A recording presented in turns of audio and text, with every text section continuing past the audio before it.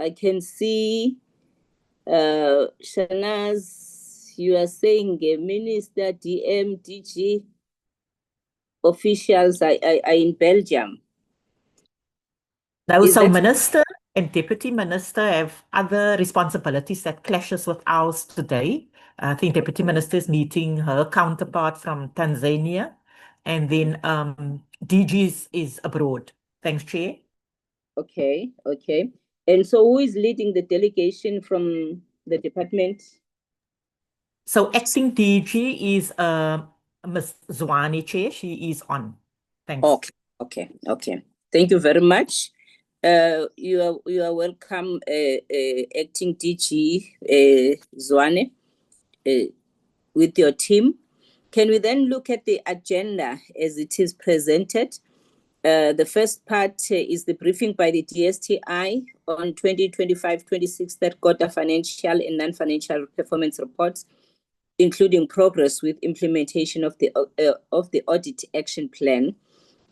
And it will be led by the acting DG. Thereafter, we will go for questions and discussions, and then we will do the closing or the concluding remarks. And I believe, Shanaz, I don't see the other part of the agenda. Let me look at it on my other gadget.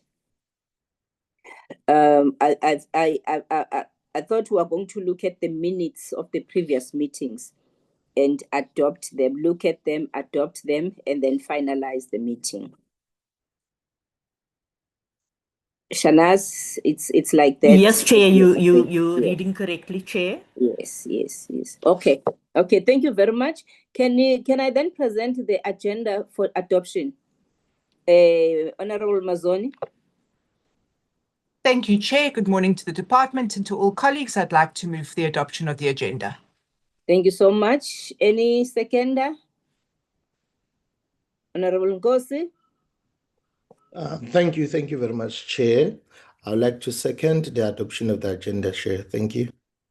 Thank you very much for the agenda has been adopted and seconded by members of the portfolio committee. I would like to acknowledge Honorable Makubela. Yeah. So yes, Honorable Lucizo Makubela, who has joined us just to observe. She's the chair of the portfolio of the ethics in Parliament. She's here with us observing, and we just want to welcome you as we are members of the portfolio committee on DSTI. So can I then move to the acting DG just to lead us on the briefing by the department? Acting DG, please take us through. Okay, thank you, Chair. Good morning, honorable members. Good morning to colleagues. I am representing the DG, and with me are some of the EXCO members and some that are acting in their portfolios, as this has clashed with some official duty for some of the DDGs. So I would like to apologize for DDG Dan as well as DDG Denza. They won't be part of this delegation, but they do have representatives. I would be presenting the quarter 3 report, Chair, and then I would then hand over to the CFO when we get to that point. Can I please request the rights to share? Let me see if I can. Oh, okay. No, never mind, I can. But I would also request that I switch off my video.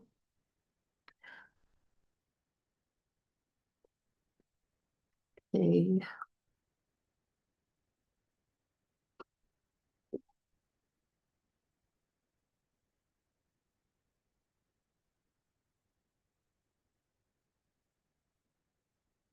Can I just confirm that the presentation is visible, Chair?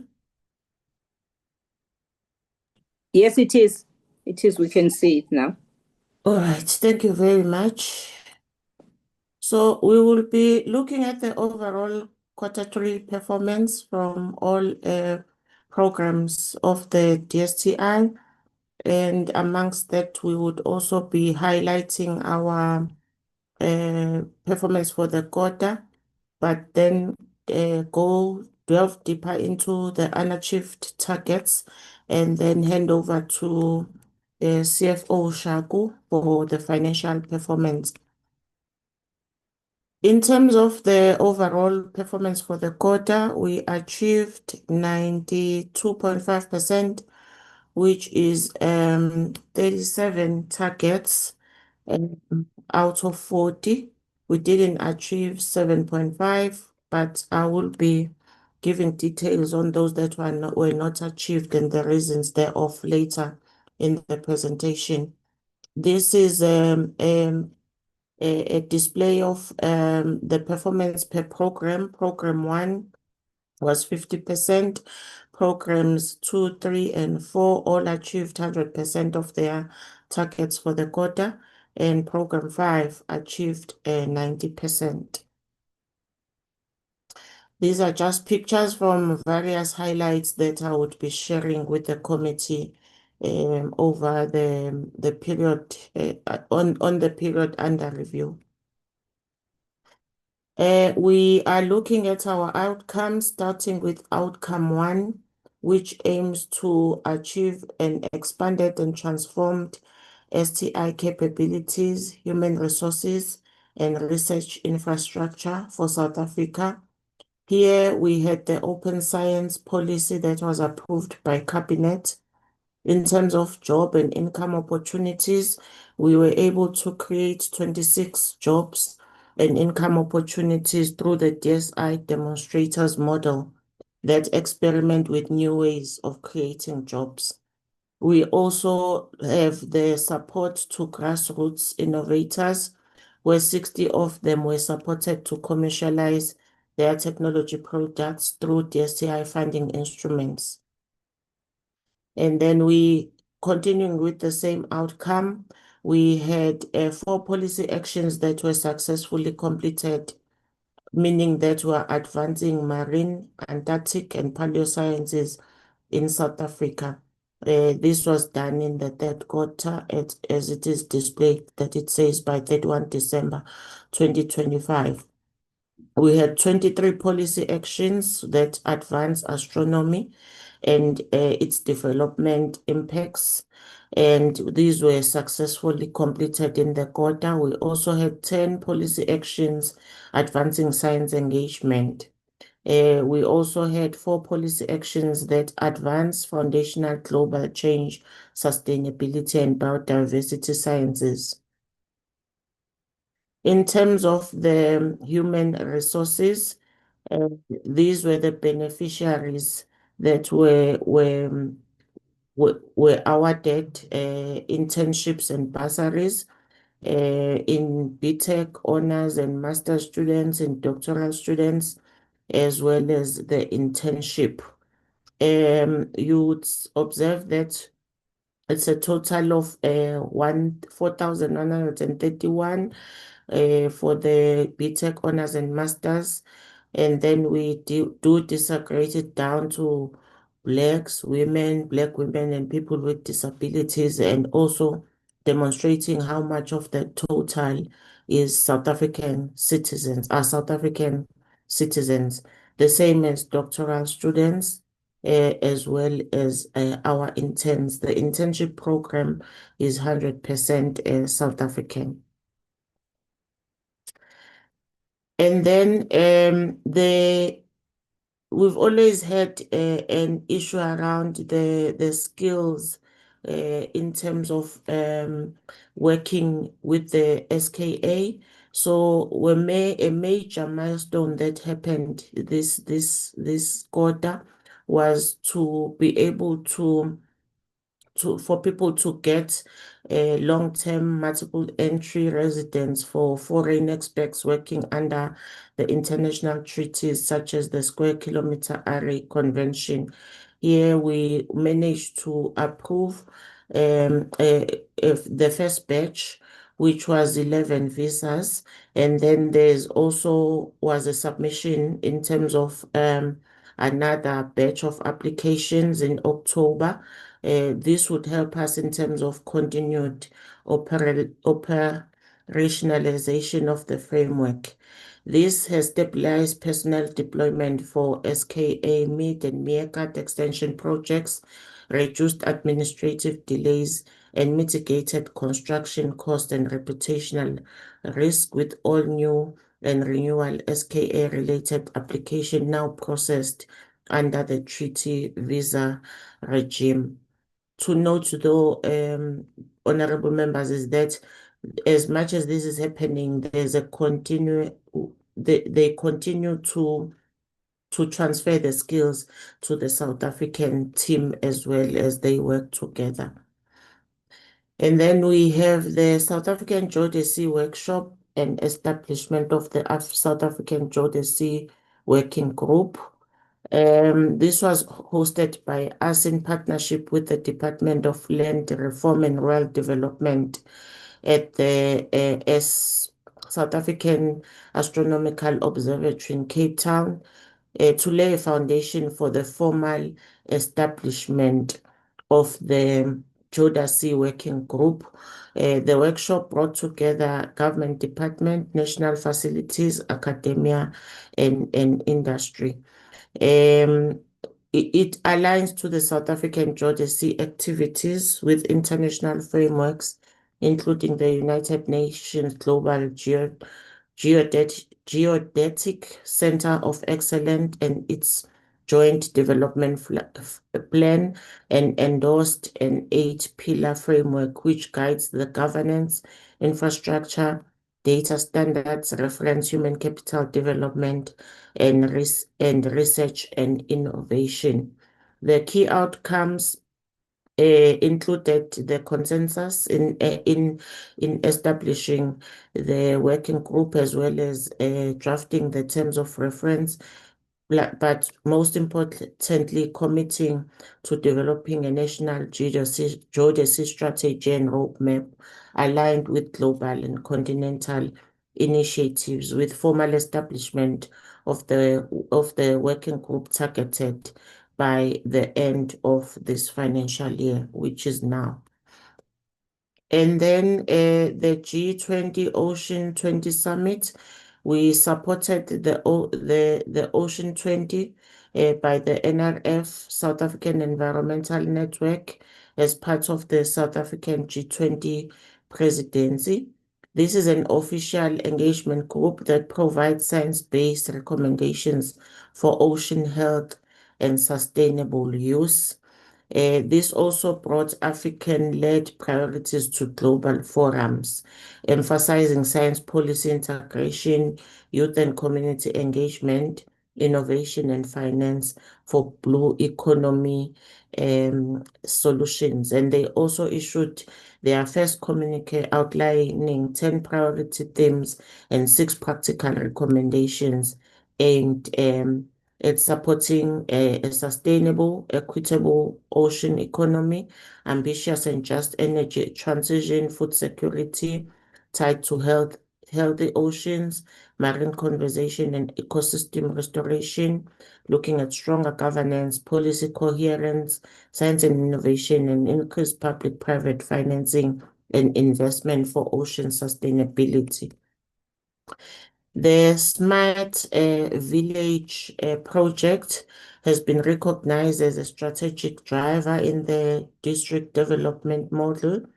Its philosophy is to focus on the empowerment of communities at the grassroots through the development and implementation of appropriate technologies to address basic needs such as clean air, clean energy mix, water, shelter, safe and nutritious food, relevant education and skills, as well as appropriate information and communication technologies. They also received the Best Paper Award during the 8th International Conference on Smart Villages and Rural Development, which was organized by the Smart Villages Lab at the University of Melbourne in collaboration with Sastra Deemed University. This was also in December. Now moving to outcome 2, which is innovation and commercialization support provided to the National System of Innovation, including grassroots innovation support. We had the South African Council for Natural Scientific Professions, which we are known as SACNAPS. They presented the Natural Scientific Professions Bill to Cabinet, and it was approved and the public for publication and public comment. This was formally noted in the statement on the Cabinet meeting of the 5th of December, which is issued by the GCIS. Outcome 3, we're looking at increased STI investment.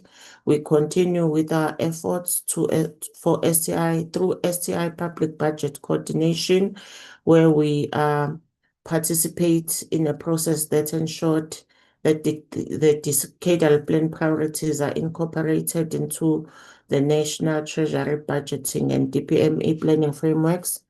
To date, 10 national and 3 provincial departments, APPs, were assessed for incorporation and funding of decadal priorities, and we continue to work with DPME and National Treasury to have those numbers increase and work with even more provinces to be specific. The Innovation Fund review report was completed. This will assist in the financial support of the planned 12 venture capital fund firms in the 4th quarter. In terms of, we also launched, there was a launch of the advanced manufacturing facility. This is a state-of-the-art computer numerical control machines to enable ASRI to manufacture components for its rocket program, as well as to manufacture parts for the space industry. It was unveiled and it is funded by the DSTI in November. In terms of transforming local municipalities into innovation-driven local economies, the Sustainable Livelihoods teams is significantly advanced conversations and work with the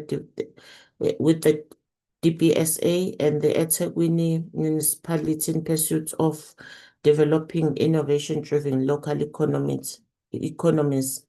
District and local economies in 3 provinces has been identified under the auspices of DSTI Innovation Champions for Local Economic Development Program and the DPSA Partner, a district program of the DPSA to collaborate with. The aim is to transform these municipalities into innovation-driven local economies through intervention of both programs. It was also agreed with the eThekwini municipality that the Metro would partner with Technology Innovation and Agency as a proxy of the DSTI to jointly support wide diffusion of innovations emerging from our programs to communities in eThekwini, amongst other interventions. And then in terms of the collaboration with the Department of Water and Sanitation, we signed a 5-year protocol collaboration agreement in October to establish a project management unit for implementation of the National Sanitation Integration Plan, which focuses on accelerated service delivery, supporting municipalities in their planning of sanitation services, and then addressing infrastructure challenges by encouraging use of appropriate innovative technologies and water efficient sanitation solutions. Moving on to outcome 4, which looks at increased support for research and development-led enhancements to the competitiveness of existing and new industries. We have the hot isostatic press facility that was launched by the CSIR in December. This is to enhance local manufacturing by improving the strength and durability of metal components, which reduces our reliance on overseas processing. And it also boosts competitiveness in sectors like aerospace, automotive, and mining. It's funded by both programs 4 and 5, and the facility itself uses heat and pressure to create high-performance parts through powder fusion, and also serves as an essential post-processing step after additive manufacturing to help remove residual powders and air pockets. Outcome 5, which is improved availability of innovative technologies in relevant sectors such as health, water and sanitation, human settlements, and energy. There were 100 households in Bombela municipality that received 100 sanitation units. The easy flash system using only 1 to 2 liters per flash and is connected to a 60-liter demand flash tank, which can be filled using grey water and non-potable water. This allows water to be reused instead of being discarded onto the ground, preventing surface water pooling and reducing potential health hazards. There was a handover of the off-grid sanitation system in Cape Town. This is in partnership with the City of Cape Town, where it works with the Water Research Commission as well as the DSTI. This was officially handed over, which is a communal water efficient sanitation facility, which aims the aim is to allow the Water Research Commission and municipalities to document data and record lessons of operational needs, capacity needs, financial and institutional model for further upscaling of the system. And also the new generator is a reliable, low cost off-grid technology developed by the University of South Florida and field tested in South Africa. The WEC Projects in South Africa, commercial partner for the technology, and has successfully installed and operated the new generator system in an informal settlement and another at a rural primary school. This is a modular sewage treatment system that treats black water through a combination of anaerobic membrane bioreactor, nutrient capture system, and chlorination to produce treated water, biogas, and liquid fertilizer. Here, treated water can be recycled for toilet flushing to reduce external water demands. In terms of the international relations cooperation, under the EU Global Gateway Forum, the minister participated along with the president and cabinet members at the EU Global Gateway Forum in Brussels, which underscored South Africa's strategic positioning of STI with international investment and infrastructure cooperation framework such as Global Gateway. In addition, there was a conference that was hosted, the World Conference on Science Journalism, which was facilitated. In addition to that conference, we facilitated a SADC Science Journalism course. There's a strategic dialogue on local production of vaccines. This was a high-level strategic dialogue, which was hosted by ourselves, BioVac, GIZ, and the World Health Organization, with support from Gavi. advance South Africa's effort to build a sustainable local manufacturing value chain. And this dialogue highlighted progress towards Health Organization's pre-qualification of BioVac's oral cholera vaccine. And it also reinforced policy, regulatory investment, and skills alignment to position South Africa as a regional vaccine manufacturing hub and contributor to Africa's health sovereignty. And in terms of global AI governance training program, through the collaboration with the UK High Commission, we have 5 officials within the DSTI that are participating still in the global AI governance training program. This program contributes to strengthening national capacity in the artificial intelligence governance, which is a priority area between South Africa and the United Kingdom, and enhances policy coherence in emerging technologies. South Africa was re-elected to chair UNESCO Most Intergovernmental Council, to chair the UNESCO Management of Social Transformations Intergovernmental Council for the 26-27 term. This is reaffirming global confidence in our country's leadership in advancing evidence-based social policy, human development, and inclusive growth. We also have the South African UK PhD program roundtable that was held in London, and it brought together more than 60 participants from UK academic institutions and science agencies to explore expanded collaboration in doctoral training, with the discussions that focused on innovative models for doctoral education, mobility, and industry-linked studentship, supporting the objectives of the presidential and also supporting the objectives of the presidential PhD program. Now, honorable members, moving to the targets that were not achieved. As it was demonstrated in the slide, in the graph, program 1 achieved 50%. So out of 4, we achieved 2, and 2 were not achieved. One of those was this one, where it is an oversight error, which we have since rectified as we move into Q4 and the end of the financial year.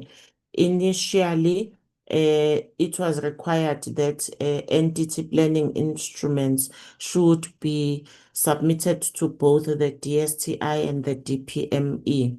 But over time, that changed in terms of the DPME revised framework, and it was not a requirement that these be submitted to National Treasury, but just to the DPME.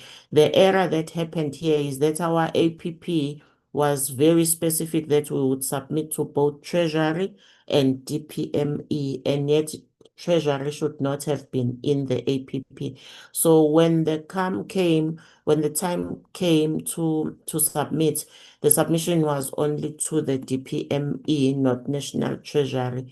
Hence, it is unachieved because the APP says you need to submit to Treasury, though the revised framework is saying the opposite. But because it is an auditable outcome, it needs to be reported as such. But we've made sure that moving forward, this is not going to happen again, but by scrutinizing these minute but important writings in the APP. The next one was the percentage improvement in terms of people with disabilities. This we have not been able to fill because there were no positions that were advertised for filling during the period, as we are busy with the structure and the directive from the DPSA to say you can only be allowed to advertise once you have an approved structure that is budgeted for.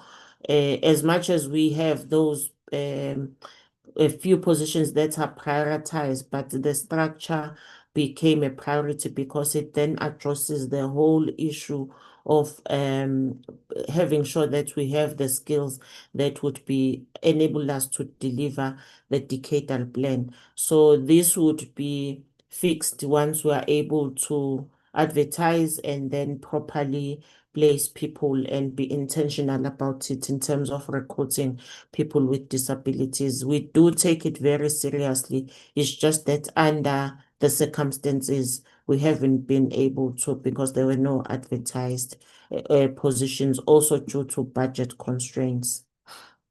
Program 5, they only had one indicator that was not achieved. Here, it's the number of knowledge and innovation products added to the industrial development and circular economy IP portfolios through fully funded and co-funded initiatives. The target was 60, with the target for Q3 being 21. Only 14 was achieved, therefore giving a non-achievement of 7.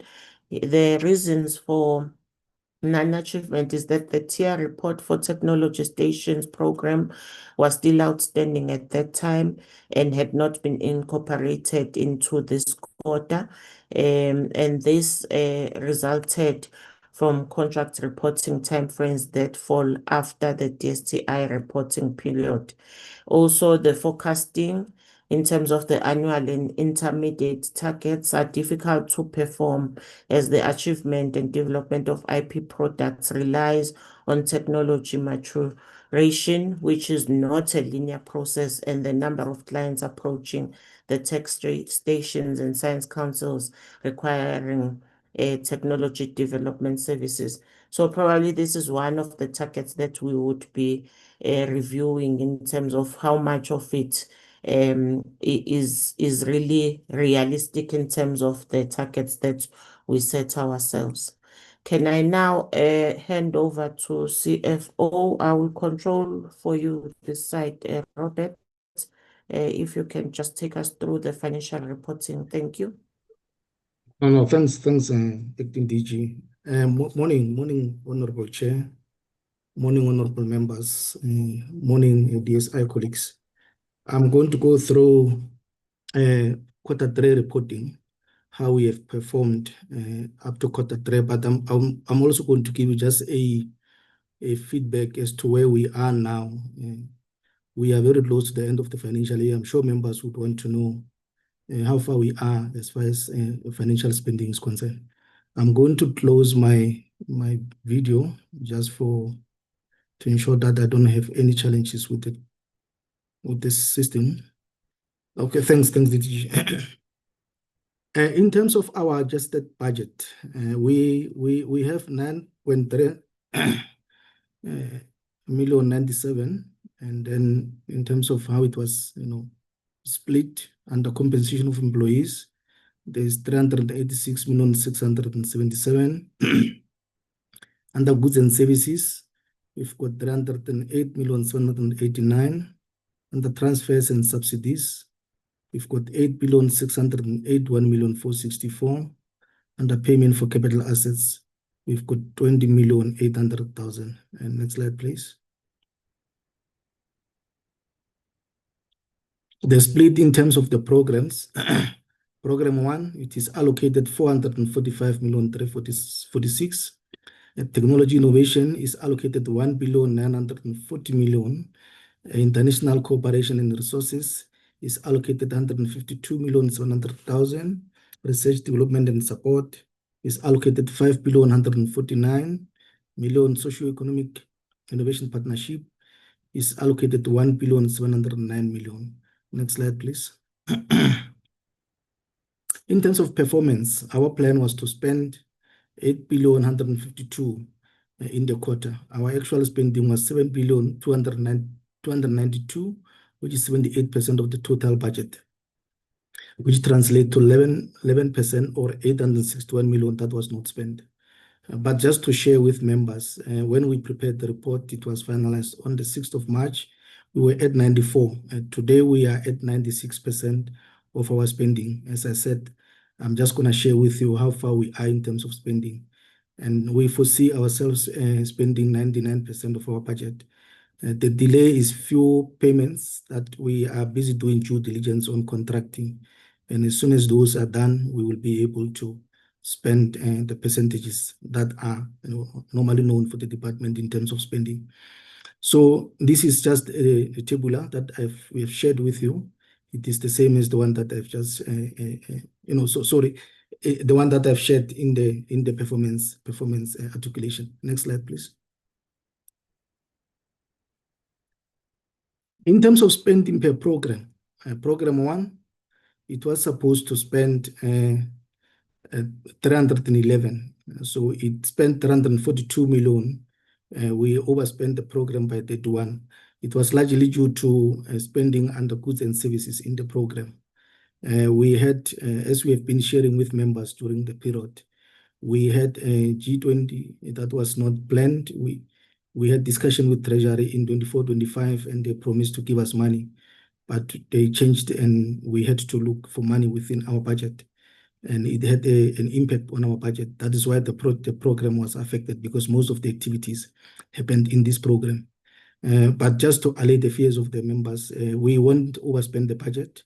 We managed to contain spending under the goods and services. Our goods and services currently, we do have a significant amount of money that is remaining. So we don't foresee us overspending the goods and services. Next slide, please. So sorry, let's go back. Let me just go through this. No, go back, please. Again, apologies. Under program 2, we planned to, we budgeted 1,382,000,000. We spent 1,027,000,000. We couldn't spend 355 million, which is 26% of the budget. Program 3, the plan was to spend 118 million. We spent 86 million. We couldn't spend 32, which is 27% of the budget. Program 4, the plan was to spend 4,900,000,000. We only spent 4,509,000,000. We couldn't spend 391, and the variance there was 8%. Program 5, the plan was to spend 1,439,000,000. We spent 1,325,000,000. We couldn't spend 8% of the budget. Next slide, please.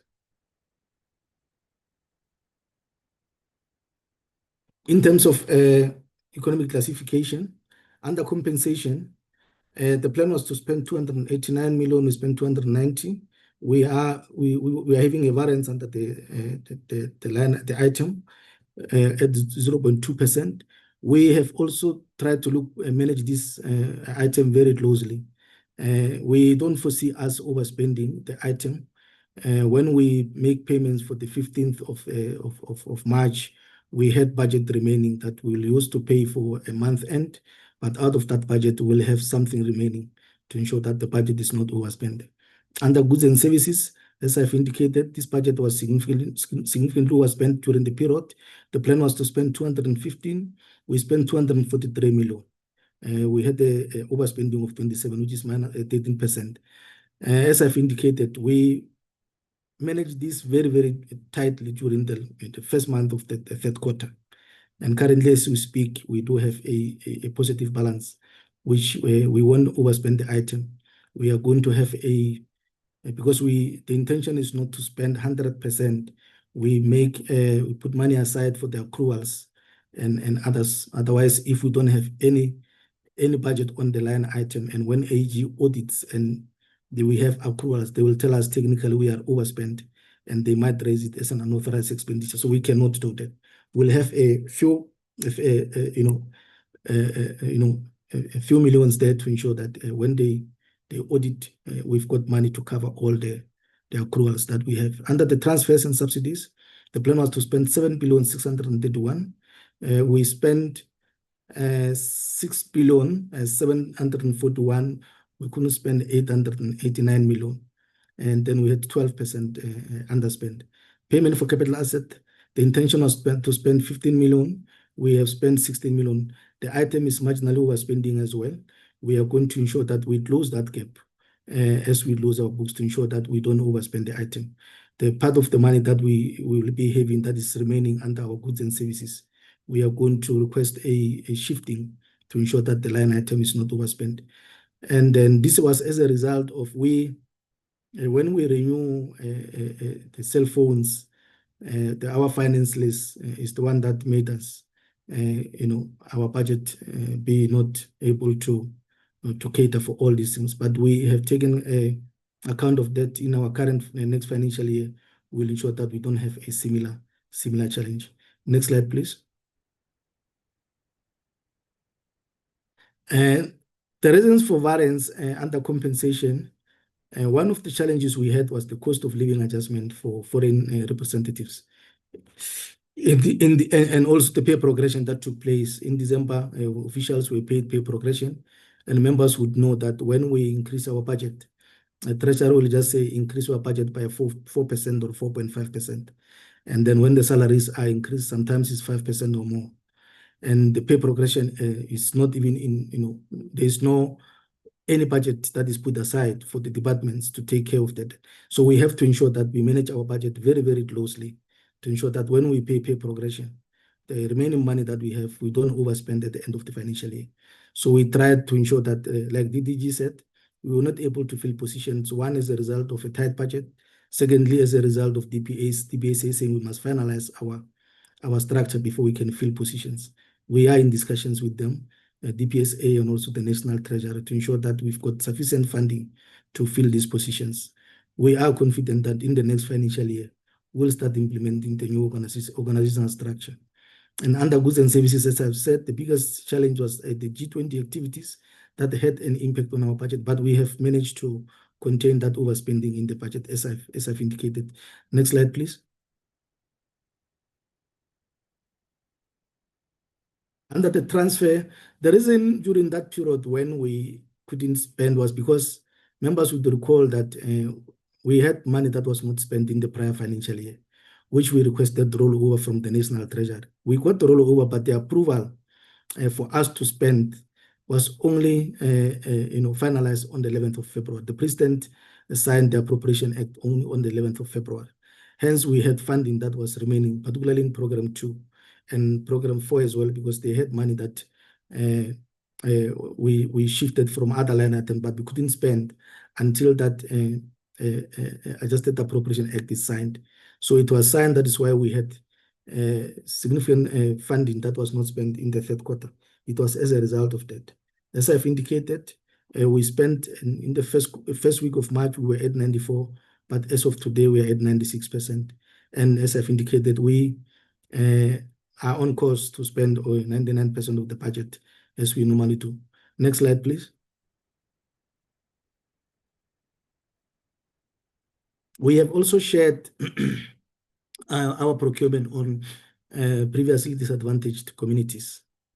In end of December, our total procurement was 35 million from these communities. Members would see that the total procurement was 164. But because some of these come from, it come from, say, for example, we pay Watercom we can classify under this, and we pay significant amount. And also we pay DECO for arranging international, arrangement for our travelers, payment for foreign representatives, GCIS for media campaigns. So you cannot, those that you are paying to other, we don't classify under this, because otherwise they will distort how much we have paid to these categories and then in what percentage split. Based on our percentage split, small, medium, and macro enterprises, we spent 21 million, which is 60.2%, sorry. The black companies, we spent 27,800,000, which is 77.4%. Women-owned companies, we spent 18,773,000, which is 52.3%. Youth-owned companies, we spent 10.7 million, which is 30%. Companies owned by people with disabilities, we spent 2.7 million, which is 7.8%. We also procured from rural or underdeveloped areas, which is at 139 and 0.4%. We did not procure anything. But let me not say we didn't procure anything. We have a challenge with townships because the information that we have depicted here is the information that we draw from the system. It's not the information that when the companies capture themselves on the CSD, they need to classify themselves correctly. Now, if the companies don't classify themselves as townships, when they withdraw the information, it won't show any spending under the townships. But we will find that they've got companies that we have procured from them that come from those categories. But because they don't capture themselves correctly, then it becomes a problem. Members would recall we had challenges, in the past when we started reporting about this. We were not reporting about the rural and also township. We were reporting up to people with disabilities. We struggled with getting companies owned by people with disabilities. We had to speak to Treasury. We had to speak to Department of People with Disabilities to assist in ensuring that the people are guided. They are encouraged when they capture themselves correctly, but they are also encouraged to bid for the work that the government, advertises. So hence now we are able to have people who are from these categories. We will do the same with the townships. We will just request Treasury to encourage when these people are capturing themselves to indicate that they are from townships, so that when the report comes, it can also show that these people are from these categories. So they just capture themselves, but they don't indicate. I don't know whether they think they will be disadvantaged if they put this, they classify themselves as townships. So we don't know what the reason, but we'll inquire and then ensure that going forward, we're able to report on this because they are in these companies. Next slide, please.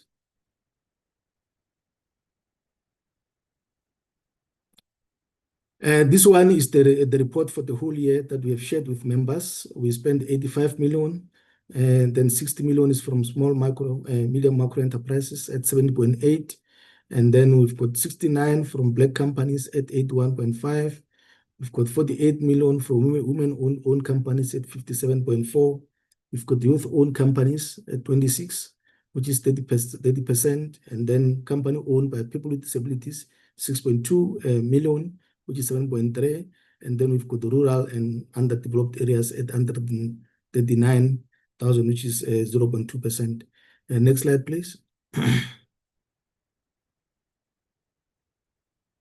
We did not have any findings that were remaining. We had few findings in the last financial year. They related to our policies, and we don't have any findings, particularly policy with regard to transversal system. Majority of our findings was in relation to transversal system, that we've got the transversal, but 7.5 function is not indicated in our. We managed to finalize that, and that one has been done. And then as far as the department, we all know it obtained clean audit in the year that passed. Next slide, please. We also shared how we are paying our service providers, and our average spend for the current year was 7%. I mean, 7 days. We try to pay our invoices, valid invoices, as soon as we receive them. Next slide, please. To pay all our valid invoices within 30 days. Next slide, please. That will be the end DG overview to you. Thanks.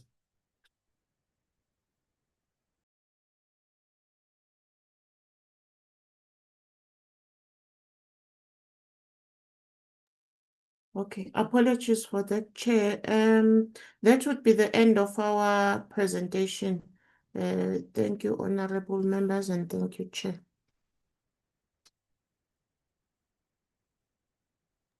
Thank you very much, honorable members. Thank you, Acting DG. Can I then allow members who would like to pose questions and contributions?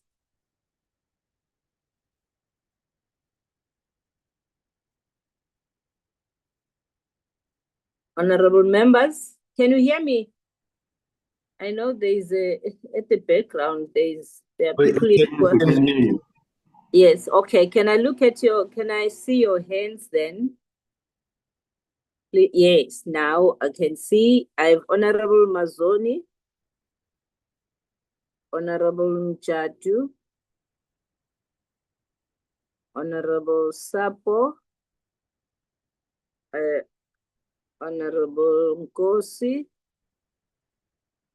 Any other member, maybe you can't raise your hand, just indicate, okay, Honorable Tembekwayo. If you can't raise your hand, just indicate to me that you want to raise a question, honorable members. Are these the only members, colleagues? Okay. Can I then take you, honorable members, as follows? Honorable Mazoni will be followed by Honorable Jadu, Honorable Sapo, Honorable Tembegwayo, Honorable Ngosi. In that order, but I'll keep on reminding you, honorable members. I'm checking again if all members are covered. All members covered, all members covered. Okay, then let's proceed. Honorable Mazon. Thank you, Chair, and thank you to DSTI for coming to present to us today.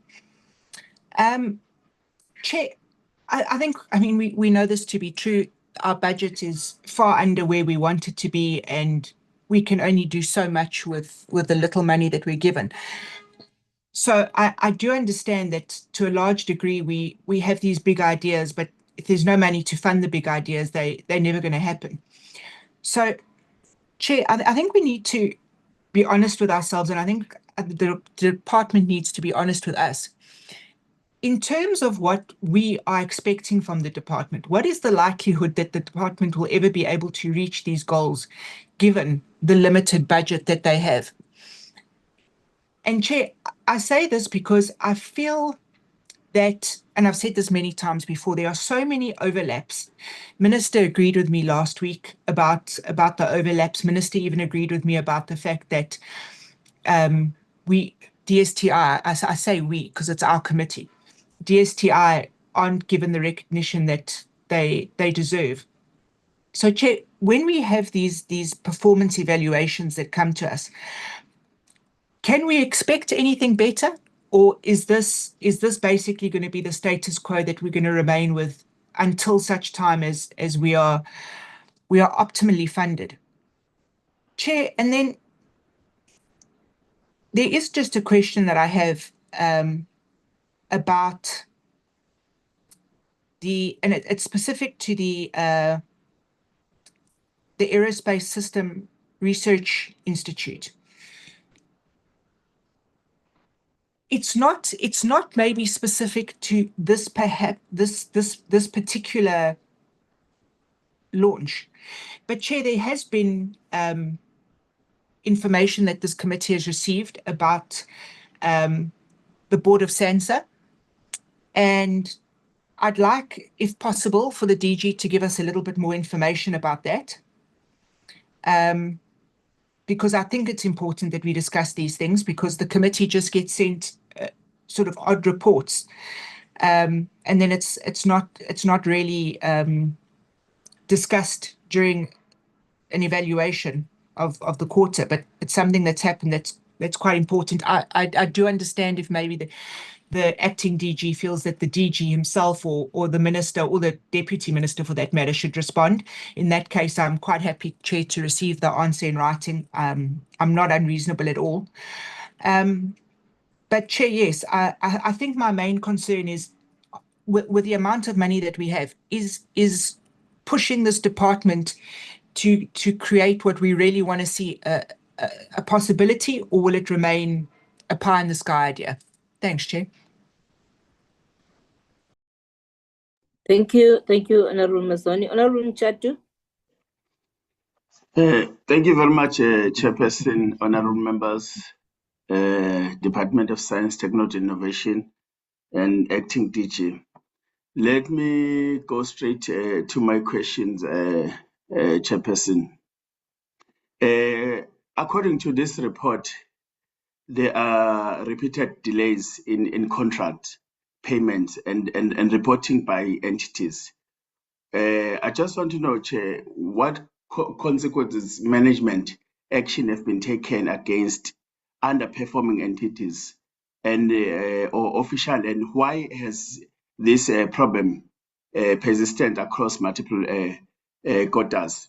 And another question, Chairperson, I want to ask Acting DG, how does this department justify achieved target of 92.5% while the spending it's on 78% on the budget? And what assurance can you give this committee that this target reflect real economic impact rather than administrative compliance? And the last one, Chairperson, my last question, what is the proportion of the publicly funded innovation project that actually reach commercialization, created jobs or generated revenue, and how does the department measures and track this success rates? I thank you, Chairperson. Let me end here. Thanks. Thank you very much, Honorable Judge. Honorable Sapo. Thank you very much, Chair. Good morning to you, to the department and honorable members in the meeting. Just a few things for me, Chair. One is on a program 1 and 2, I think, yeah. Some of the reasons why there is underperformance in some targets is simply because of the slow spending of implementing agencies. And then the other one says it was due to the delays of finalizing proposals and all of that by the department that was submitted by this by entities. I think I have a problem with that, Chair, simply because you cannot accuse the implementing agents of being slow. At the same time, you also play a role in delaying or finalizing some of the proposal. I don't think the department must go to an extent, because where there is non-performance, it's either they are blaming an external person, of which I don't think it is correct. But now then I want to check what is the plan then going forward to say in situations where there is a slow spending by the implementing agents, how do then as a department intervene to make sure that at a time or at a targeted time where the project is supposed to be finalized, it is finalized? And how does then the department plan to make sure that they finalize the internal processes in terms of a proposal submitted in due time, so that it does not then affect the timeframes of the implementing agency? The second thing, Chair, is again on the slow spending by the NRF. I posed this question while we were in the what do you call in the oversight, and I asked, where is the CEO of the NRF? And then the question was that he is suspended for something that they cannot disclose at this point. But then I think this then speaks on the operation point of view to say, if then the entity is suffering, because I think at this point, as this committee, when we were never at least briefed on what is happening to the CEO and how far are they with those investigations, if there are any investigation. But now then we're being reported that the NRF is underperforming in terms of spending, and we cannot accept that simply because students are suffering.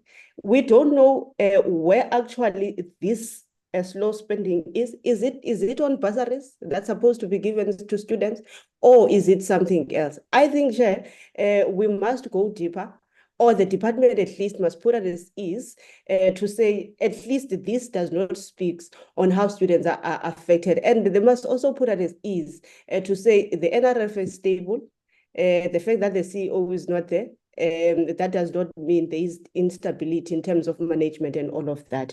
The second last thing here is on the issue of misalignment on reporting, especially when it comes to TI. But I think at some point I have a view that TI is really giving us problems. And it speaks to exactly what was raised by Honorable Matsoni, and I raised it when the minister was here, to say at what point is the department planning to merge some of these entities, because I don't think some of them, they make sense at this point. And I don't, there is a lot of overlapping in some of the responsibilities. And I think in these budget constraints that we have, there are things that can be avoided, and there are things that can be better managed when they are within one entity. But I think the department then must speak to how are they then going to plan, what are they planning to make sure that these misalignments of reporting does not necessarily affect the operations of the department. And then the last thing, Chair, is on what the acting DDG was explaining on the non-submission, and linking myself to what is raised by Honorable Judge. I think DDG, as much as to you, it's something not that major, but that has an effect, as you said. But something as administrative oversight, it's simply negligence of someone that has a responsibility to do so.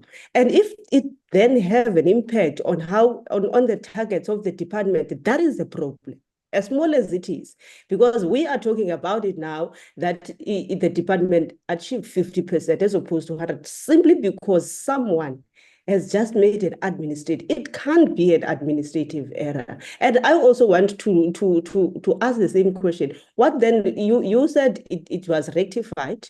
It's fine, it's rectified. But you can't rectify it without at least performing any consequence management to it, because it will happen again. Are you going to say it is being rectified again? It can't be. So at least, Chair, my point is that as much as we have budget issues, the department at least must spend what is given to them. I also have a problem on the on the R&D, because this is one component that always underspent, whereas we always have a problem to say on the research and development, these are the issues that we say. But same to them, they always underspend. At least the department must spend what is given to them, so that we make sure that the entities that have a responsibility to do the research and development areas, they are able to do so. If they are unable to do it, then let us say they are unable. How do we then match some of them and align them so that at least we can be able to perform better? Those are the things, Chair, that I wanted to raise. Thank you very much. Thank you, Honorable Tembekwayo. Thank you, Chairperson, and thanks for the presentation done. The first question is in connection with the effectiveness. How effectively are research investments translated into inclusive socio-economic development outcomes, particularly in rural and underserved communities? I'm asking this because it's based on the report that is given here on spending on procurement, with specific reference to rural underdeveloped areas and township where there's zero.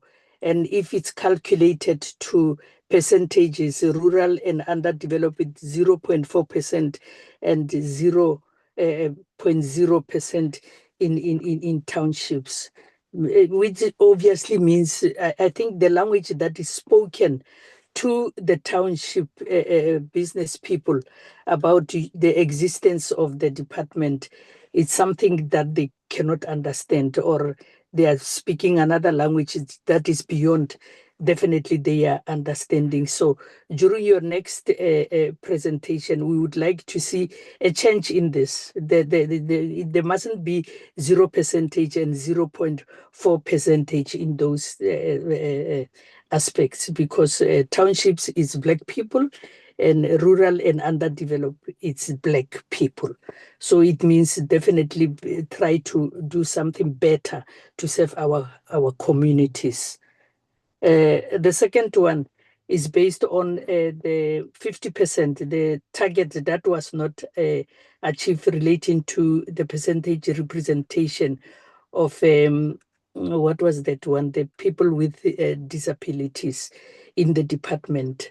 Rather than the target is 4%, a little 4%, small number, you only achieved the 3.5%. And you give us a reason to say that there were no positions being advertised. What I want to ask is, do you separate the advertisement? Do you say these advertisements of vacancies are strictly for the people of disabilities, or in your advertisements of vacancies, do you also include them?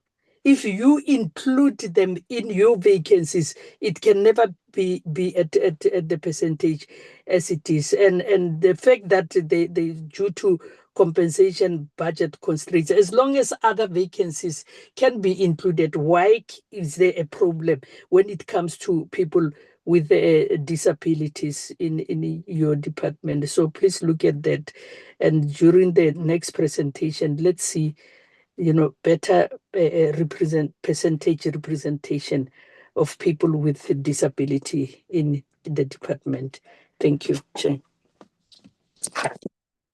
Thank you very much, Honorable Tembekwayo. Honorable Nkosi. Thank you very much, Honorable Chair. Greetings to you, Honorable Chair. Greetings to honorable members, and greetings to Acting DG and the team, all members of the department or EE in the meeting. Thank you very much, Honorable Chair. Honorable Chair, I think most of the things that I also wanted maybe to get clarity on, my colleagues have covered.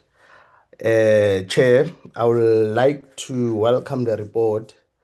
In terms of the overall report, Honorable Chair, I think the department has done well in terms of making sure that they are meeting their KPIs. I think, Honorable Chair, achieving almost around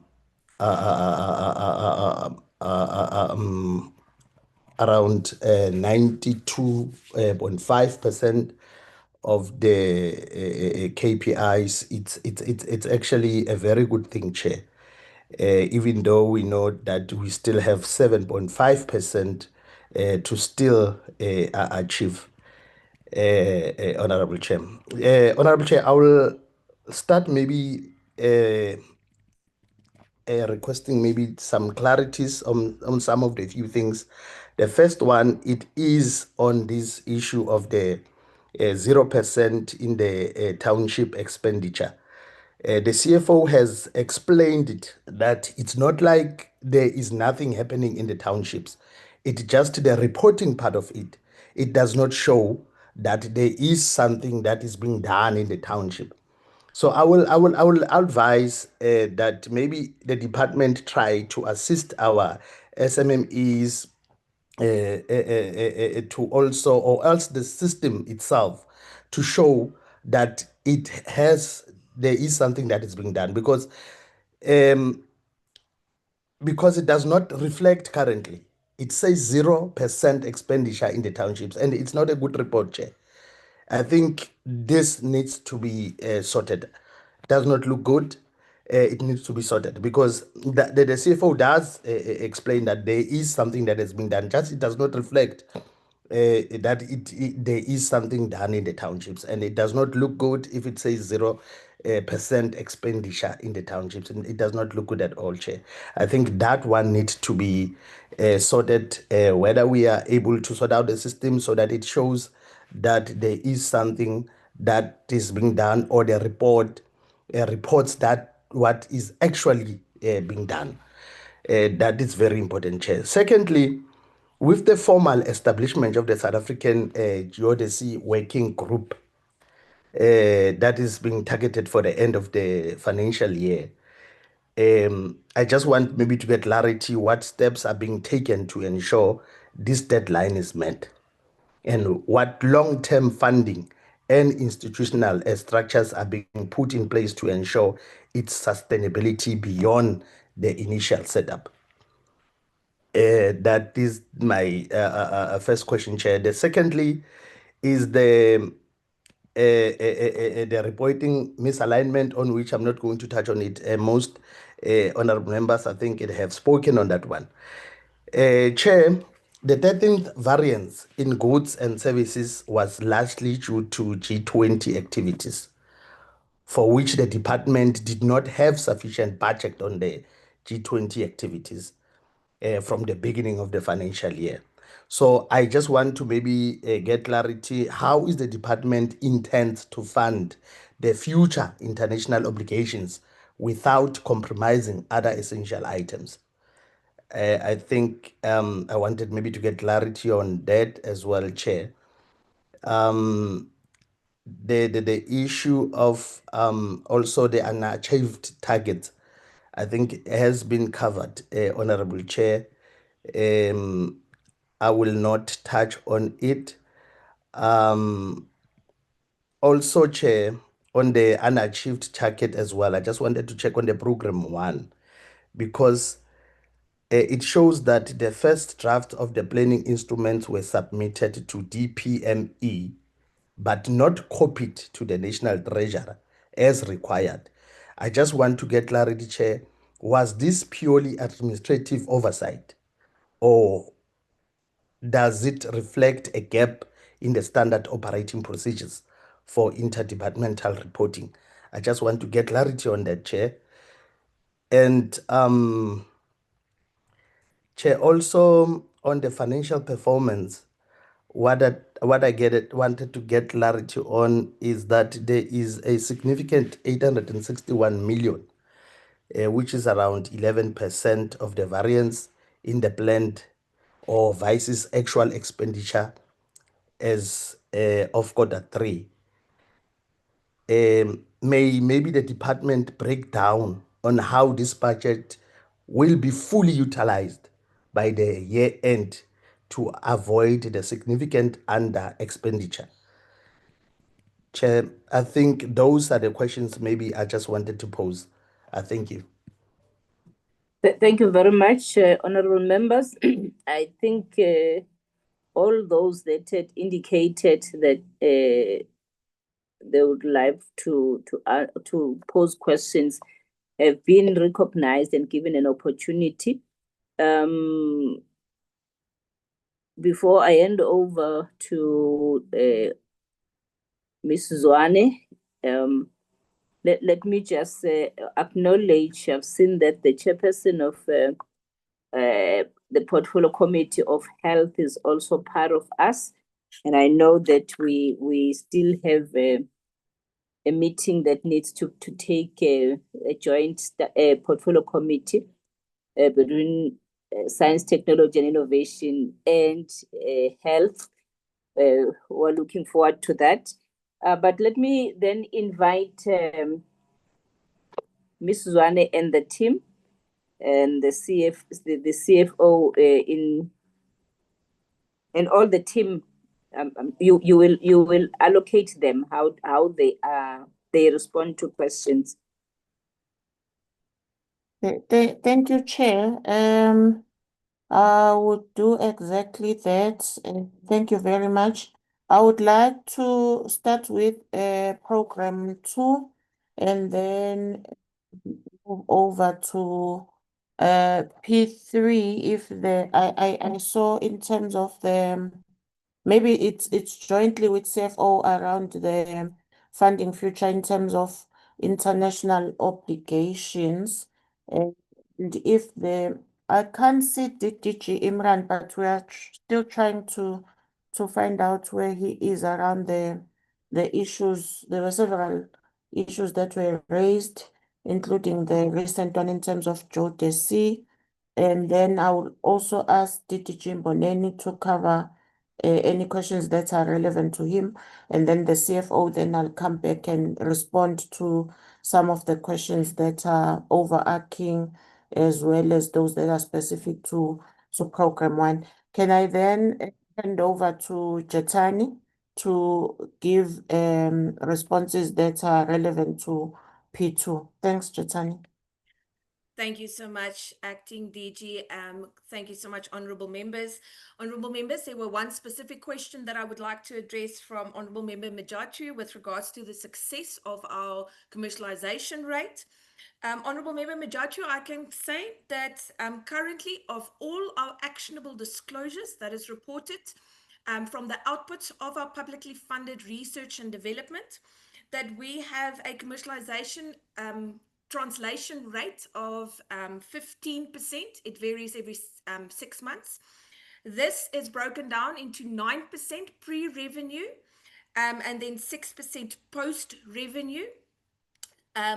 You also asked, how do we manage this, or how do we monitor this? We are fortunate that in South Africa, we have a specific piece of legislation called the Intellectual Property Rights from Publicly Financed Research and Development Act, or the IPR Act, that mandates our universities and Schedule 1 institutions, which is mainly science councils, to report on all their research outputs, and not just report on the new ones, but every 6 months report on how it is progressing in terms of protection of the intellectual property, licensing, and also commercialization. I believe that that was your question with regards to translation and success rate of publicly funded R&D, and that is all from Program 2. Except for the SANZA matter that I will hand over to Acting DDG to respond to. Thank you. All right, thank you very much. Vinny, from Program 3 perspective. Good morning, Acting DG colleagues, Honourable Chair, Honourable members. There was a question from Honourable Member Nkosi related to how we will possibly fund international future activities without compromising the DST. Honourable Member, I think what will be very important for us is to ensure that we work with different partners, whether that's within the national system of innovation as well as the international sphere. We also need to ensure that costs are kept to a minimum. So partnerships, sponsorships, but also working with stakeholders to co-fund and jointly support some of our interventions in this space. Thank you. Thank you very much. DDG Imran is on the platform. I didn't see him. Sorry about that. Can I hand over to you, Imran? Thanks, Acting DG, and good morning to the honourable members, and again for a set of very interesting and insightful comments. I just want to focus on 3 issues related to Program 4, because Program 4 is the program with the largest budget, and so the question about consequence management and budget management, etc., and unachieved targets, etc., relate. So the first assurance we give is that we do not compromise on those targets. Key targets for the DSTI funding to the NRF is for postgraduate support, interns, etc. And the numbers indicate, and as we go to year end, is that we're likely to exceed those targets. Partly the challenges relate to the fact that NRF is in itself a funding agent. So it funds the universities, etc. And so in order to ensure that public funding from the DSTI right to the last point at which it's being used is effectively controlled, you do get delays in some of those instances.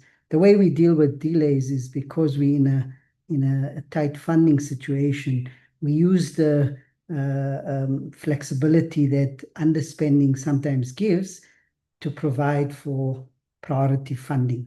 So this year, as an example, there were a few underspending programs, and we used the adjustments estimates process to then say, you know, we have this requirement for a additional support to NUMERA, as an example, one of our research infrastructures.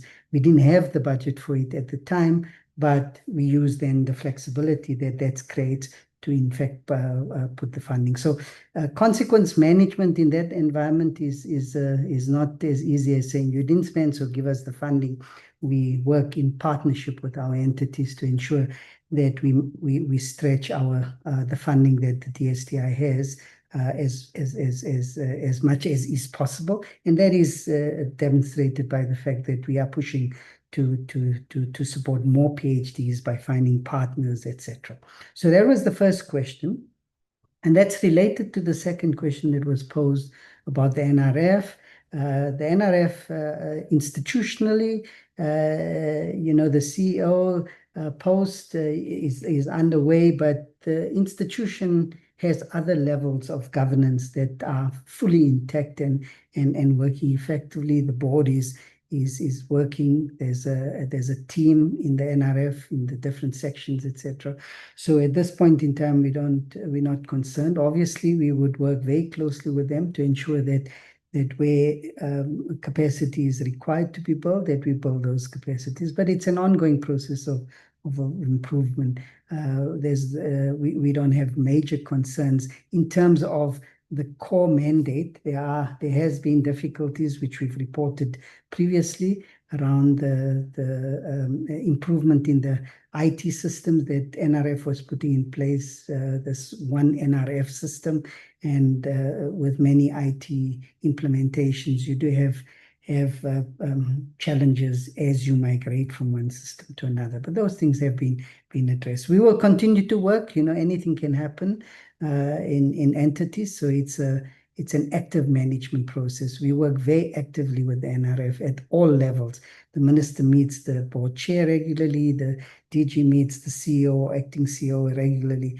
And at my level, I meet my counterparts almost monthly, if not 6 weekly. And we communicate almost regularly because we see our entities as partners.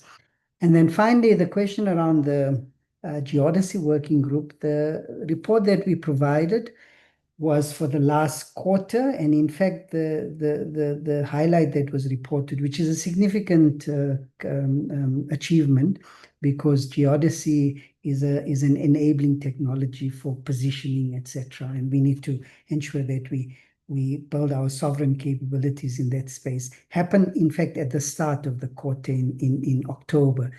So we are almost at the end of Q4, and in fact, I was part of this working group that we reference will be set up in the Q4 that has met and already had its first meeting at the technical level and also at the DDG level. We have 2 structures. We're finalizing the terms of reference for that committee, etc. So all of that has been done and will be reported in the Q4. The work that we're going into now for the next few months, maybe over the next year, is in fact to do exactly what the Honourable Member has said. We will identify what our geodesy technology requirements for the long term, and then obviously once that is established, we would then start factoring in those budget requirements into our plans moving forward. So these kind of capabilities are not short term. They take years, if not decades, to build.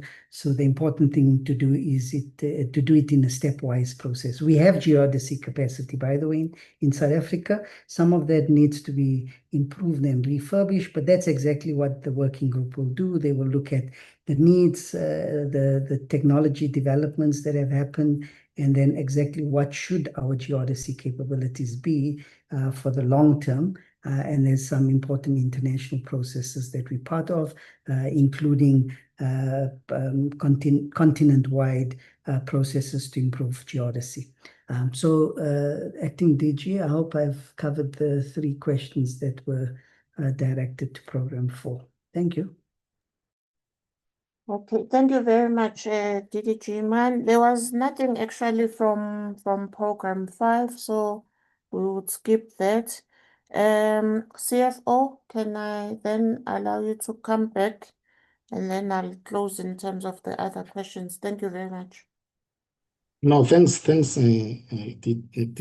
and thanks members with the comments. I think some of the comments that they relate to budget, the NRF, DG Patel covered them. Okay, let me just, on the issue of zero spending under the township. We do agree with members. We will work hard, like I've indicated that we had similar challenge when we started reporting on people with disabilities. And what we shared with members was that we'll work hard with the relevant department to ensure that this information or these categories of people are also captured on our systems to make it easy for us to be able to report. Maybe just to clarify, the report that we use to report on these categories is a system report. There is no, the only thing that we do, it will have these percentages already there. It's a system report. We don't manipulate it. So people must, when they capture themselves on the CSD, they must just indicate that they are from townships. We will engage the relevant departments to ensure that people are encouraged to capture all the relevant information on, so that they can be able to be reported on. But we get the message. Like as I said, we had the challenge, and with disabilities, we were able to overcome, and I'm sure we'll overcome this one as well. And then with regard to, there was a report about why I was spending at 78 while our performance is above 90%. One of the reasons that we are struggling with spending is because members would know that we have always indicated that we introduced a process where we are enforcing spending by the entities. We don't want them to keep a significant amount of money and then we transfer regardless. So we no longer transfer. That is why it is a double-edged sword. We don't transfer and then it has an effect on our part. It shows a slow spending as a result of them keeping money.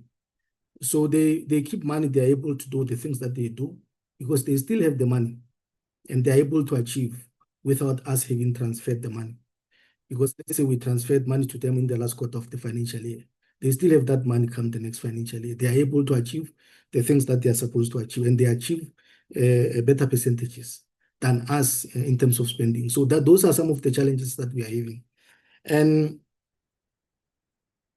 I think Honorable Sapo, on the,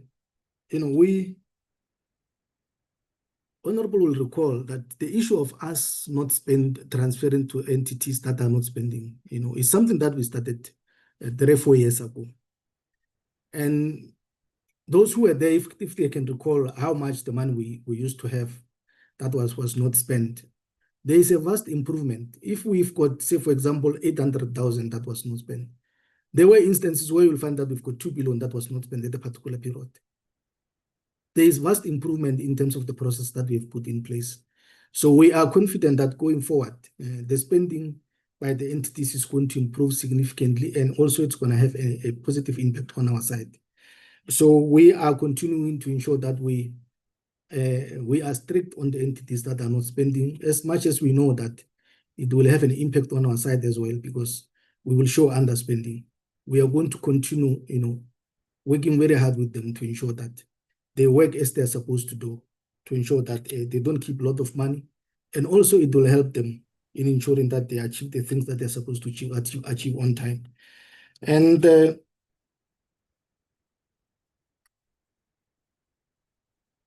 the issue of township, I think I've covered the breakdown, Honorable Ngozi. As I've indicated, our spending now is at 96%. It means we have, spent significant amount of money. We do have, we are going to have, so far we've got, I think 5 million that is remaining in our compensation that we are going to pay month end. We've got a few projects that I've indicated that they are at the contracting stage under the transfers. We've got around 300 million, which we know that money will be spent. There are few because some of them is huge money. And then if those goes, there's one that we've got the payment as finance. there are few payments, few documentation that we need. As you know, as soon as we've got that, the payment is a big amount, is 140 million. So just to give just an example, we are confident, as I said, that we'll spend 99 million, 99% of our budget. And our payment for capital asset is overspending. I've indicated that we are going to ensure that we close that gap with a little bit of funding that we have remaining under our goods and services to ensure that we don't overspend that line item. So we try to balance. We work hard to ensure that we balance our spending. We don't overspend. If we overspend, we make sure that we balance by ensuring those that are slow spending, they cover those that are spending. So we try to ensure to put this mechanism to ensure that we don't overspend any line item at the end of the financial year. And I think the variance under goods and services, Vinny responded to that. We do have partners that we are working with, and we try not to, we like I said, we work very hard to ensure that we don't overspend our goods and services. Now we do have a funding available under the line item.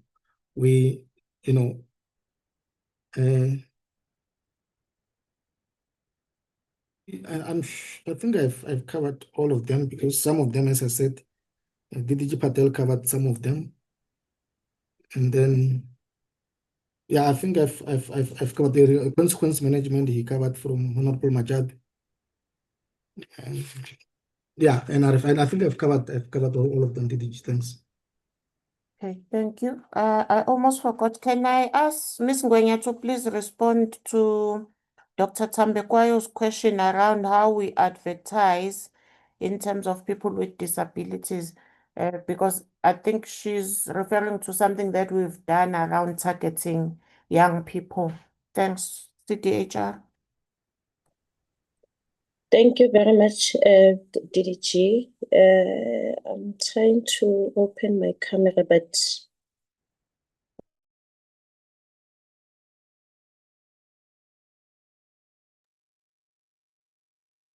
No, it's fine. You can go ahead.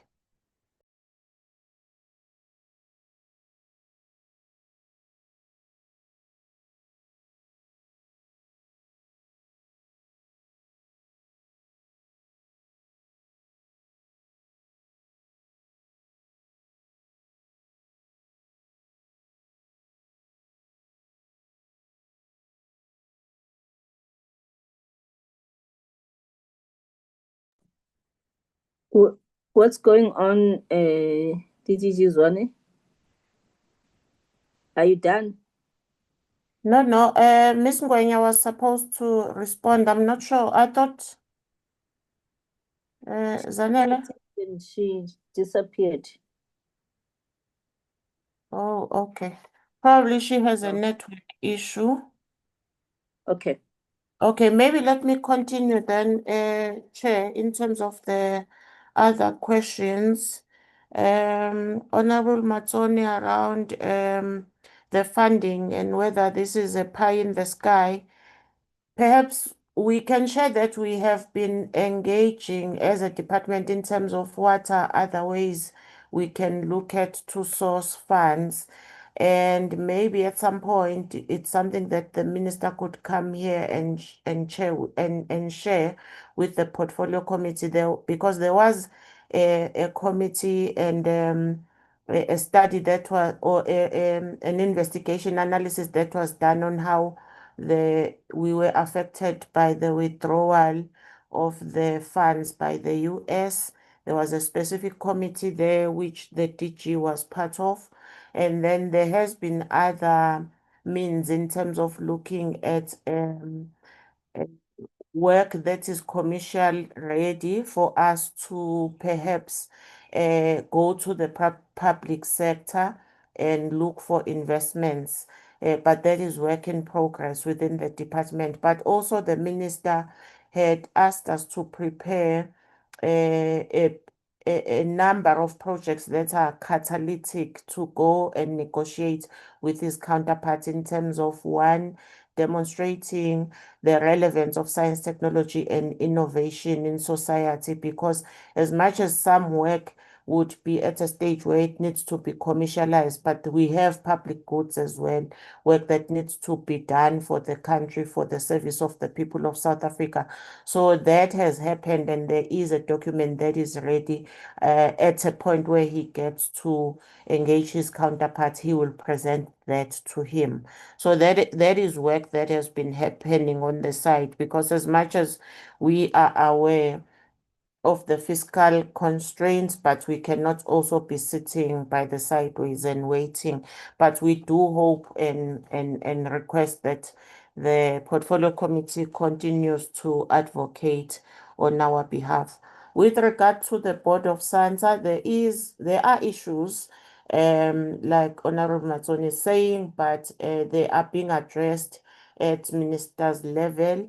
And maybe the takeaway for us here is that we share that with the minister in terms of perhaps the portfolio committee would like to be updated with regard to those, perhaps looking also at what Honorable Sapo raised around the NRF issues in general, in entities where there are issues here and there. Maybe it would assist if we came back with a report in terms of the minister updating what is happening at board level to try and resolve those issues. And then coming back to the unachieved, which Honorable Nkosi asked about, as well as Honorable Sabo, it was an administrative oversight, and the manner in which you put it, Honorable Sapo, was the very same manner in which the DG said we need to address this and demonstrate to him the consequent management, and what then happens if this happens again, because it is like minor but big, like you said. It's a matter of Honorable Nkosi. In an APP, we had written that we need to submit to both Treasury and DPME, which was incorrect because Treasury should not have been part of that. It's no longer a requirement. But then when we were submitting, we submitted to the DPME, which was correct, but because the APP says Treasury should have been copied.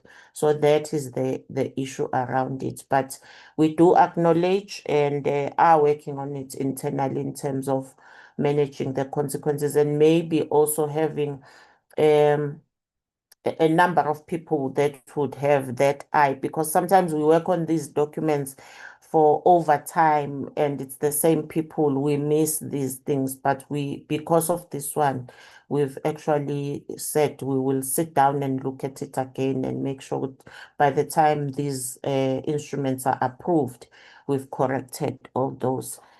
Ms. Ngwenya, are you back?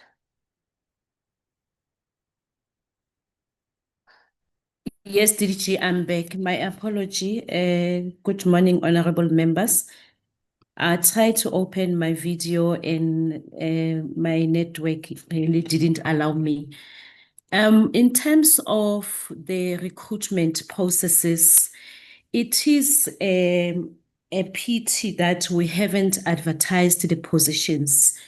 But we have positions that we are putting aside for both the persons with disabilities as well as the youth, because we are lacking on those two categories within the department. However, as we finalize the structure, we will have a dedicated program where now when we advertise, only those that we are targeting designated groups will be considered for shortlisting as well as interviews. However, because we are currently filling some of the positions on a temporary basis, we have started, honorable members, targeting and the youth as well as the the persons with disabilities. However, as the CFO has indicated, we are unable to put those on our system because if we put them on this, if we appoint them, we don't put them on the system because they are temporary employees. They will start reflecting when we fill the positions through recruitment and selection process that will enable us to appoint them on PESAL system. But we are working on it. We are conducting targeted recruitments because those are our feeders. Even if they are on temporary basis, we do understand that they are our feeders even when we have to advertise the positions on a permanently basis. So we have started working on that, targeting both the youth and the persons with disabilities. Thank you. Okay, thank you, Zanele. Thank you, Chair. I hope we've responded to all the questions raised by the honorable members. Thank you very much. Thank you. Thank you very much, Acting DG. And thank you all DDGs that have responded. I hope we have been clarified, but as a way of closing, I think we need Acting DG. We will need a report on all the entities, as you are saying, the Board of SANSA, the NRF issues. We need, as the portfolio committee, we need to be appraised about those issues so that we can be able to have a clear understanding of what is happening as the honorable members are raising them. If we can at some point get a report that will indicate where are we in terms of all the board, of all these entities, how are they performing? It will really assist us. And furthermore, Acting DG, we do need a close monitoring on the expenditure by these entities that are funded by the department, and the issue of the consequence management is very critical. And on the issue of the rollover of funds, I'm hoping that we're not going to do it again. We will finalize everything in terms of the expenditure and don't have those hangovers. So that we don't have an underspending with the department, since we are so critical. Then comes the issue now of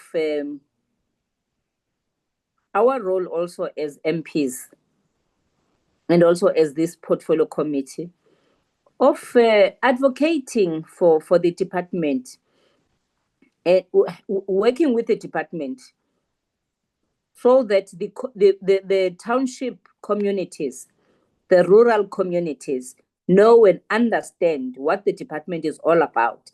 In particular, even at a basic education level, where learners are choosing science, and what when they choose science, what do they anticipate in their mind?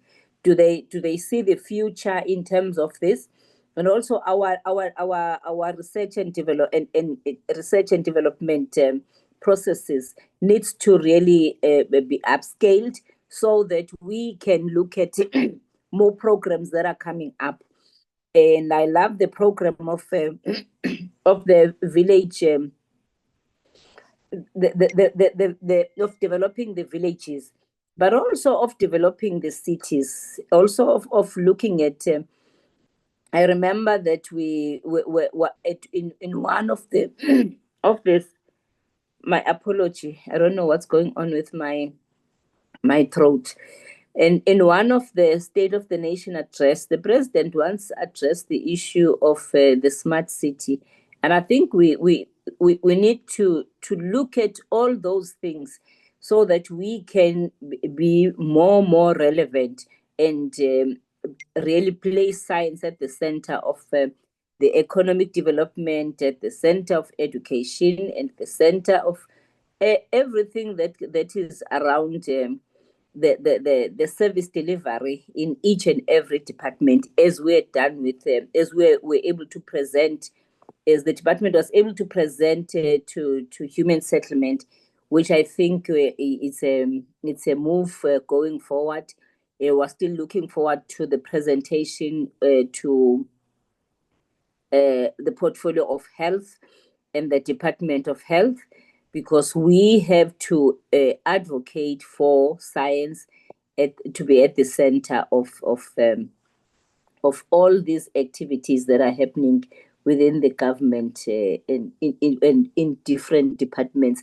I know we still have the issue that we need to attend to, acting DG. You'll remember the issues of our relationship with Dinel and our relationship with all the entities that are doing very well, and that after that oversight visit in the Western Cape. I won't dwell much, but thank you so much for the presentation, and thank you so much, honorable members, for the questions, and thank you for the responses. In terms of the meeting with the department, we are done. We will then allow the department to leave the platform, and then allow members to continue with the business. We still have the minutes and other things, but thank you so much. The departmental officials can leave the platform. Thank you so much for everything, so that we remain with the committee business. Thank you, Chair. Thanks, members. Bye-bye.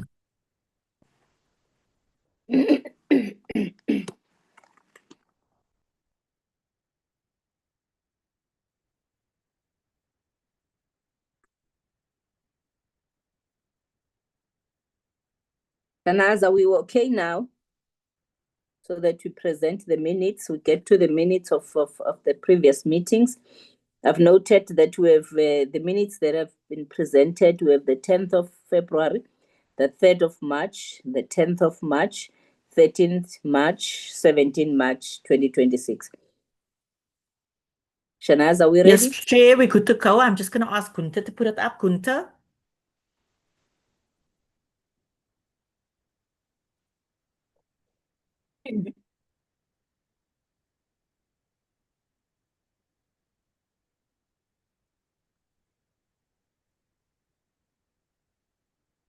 Are we winning? Gunter? If Gunter is not responding, try to share, Shana, so that we don't delay ourselves.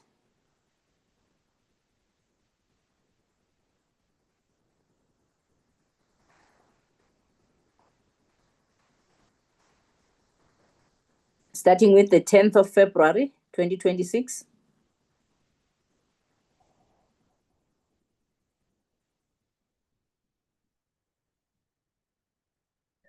Honorable members, I don't know what's going on. Can you see, Chair? Yes? No, not. Oh, now it's starting.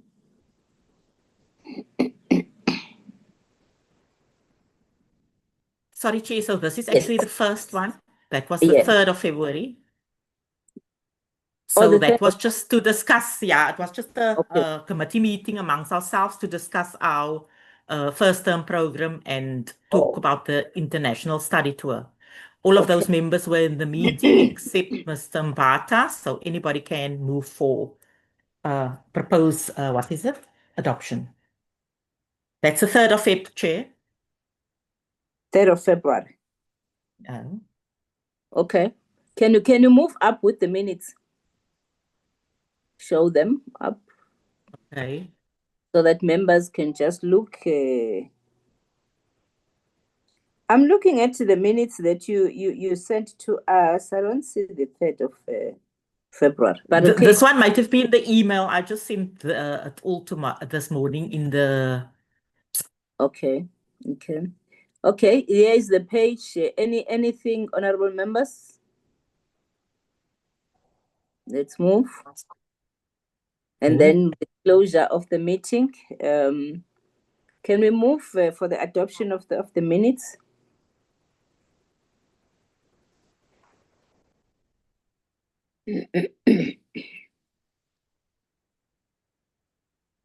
Honorable Ramgalo. Greetings, colleagues. Morning, Chair. Move for the adoption of the minutes. Thank you, Honorable Nkosi. Chair, I move to second the adoption of the minutes. Thank you so much. Let's move to the set of The minutes. 10th of February, Chair. So that was the February. HSRC meeting with the science indicators. Okay, let's We go had up. full house. Yes. Everybody was present. Yes. Anything, members?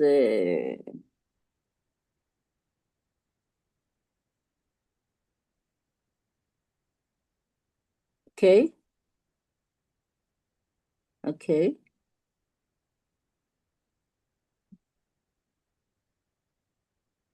Okay. Yeah, at the minutes, honorable members.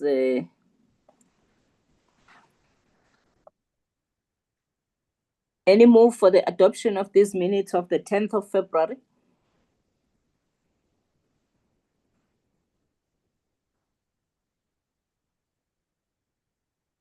I'm looking at the hands, honorable members.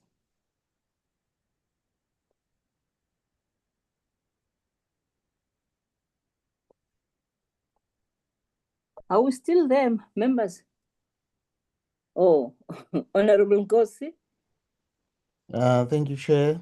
I move to propose that we adopt the minutes as they are. Thank you, Honorable Ramgalo.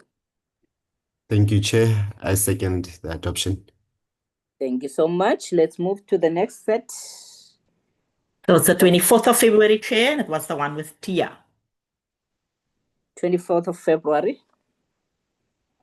Okay. Everybody present. Yes. Yes. Move up. Move up. Any Election. the Tia. Move up.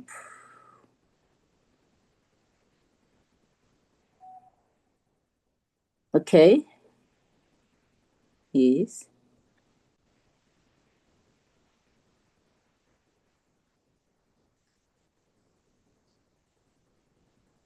Okay. Yeah, at the minutes of the 24th, Honorable Daung. Thanks, Chair, for the opportunity. Chair, I move for adoption of the set of the minutes. Okay, thank you so much, Honorable Ramgalo. Thank you, Chair. I second the adoption of the minutes. Thank you so much. The next set. So, Chair, this is the 3rd of March. This is that one that we were supposed to have with health, and then we went on to discuss our own internal business. Okay. So this one was a postponement, but we still went on. It's still minuted as a meeting. Okay. Okay.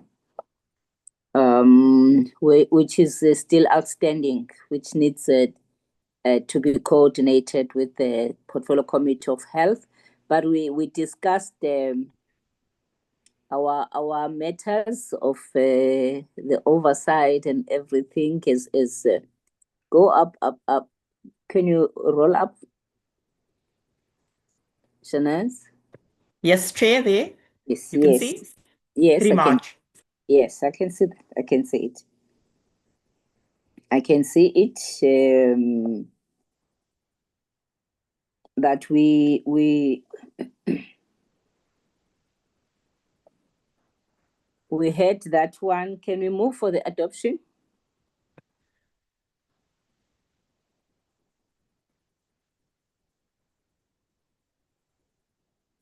Okay. Can we move for the adoption of these minutes, Honorable Daung?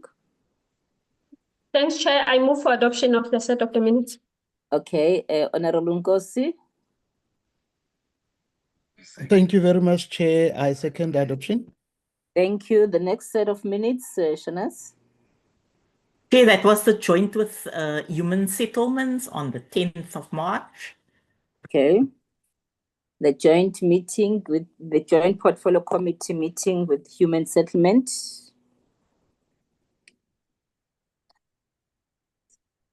Scroll it up. Oh. I just corrected something. Okay, okay.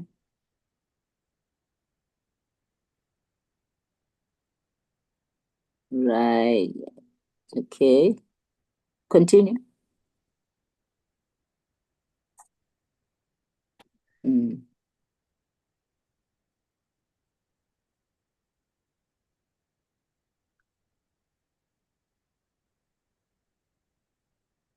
Okay.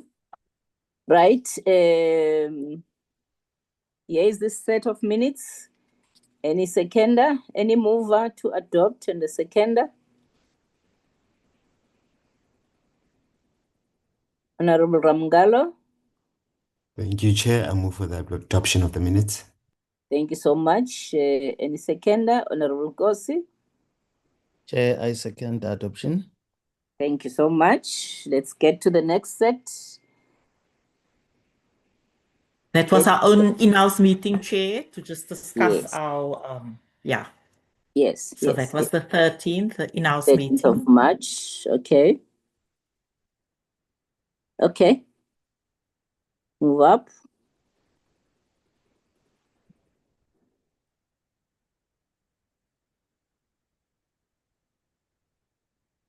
Okay. There is a set of minutes. Any mover? Honorable Taung. Thanks, Chair. I move for the adoption of the minutes. Thank you so much.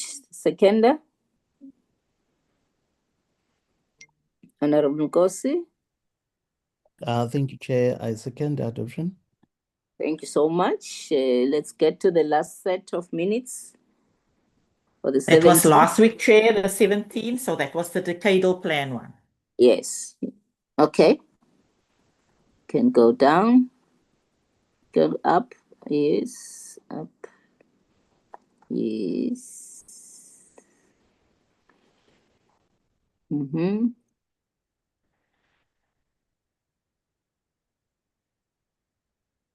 Mm-hmm.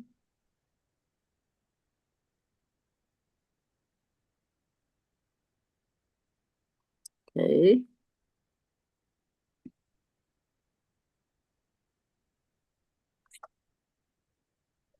Okay. Thank you. Any mover and the seconder?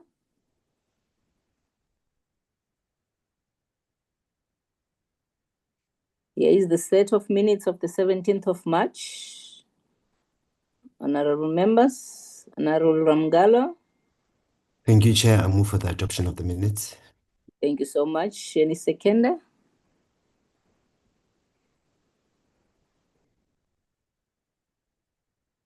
Honorable Nkosi.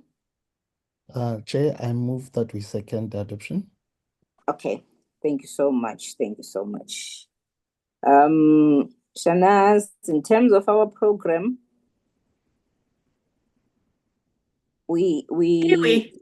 yes.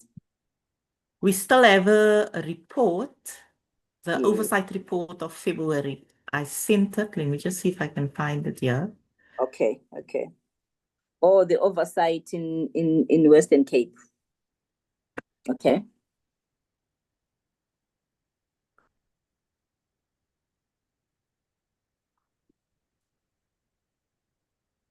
Okay. Here is the report. Officials. Mm-hmm.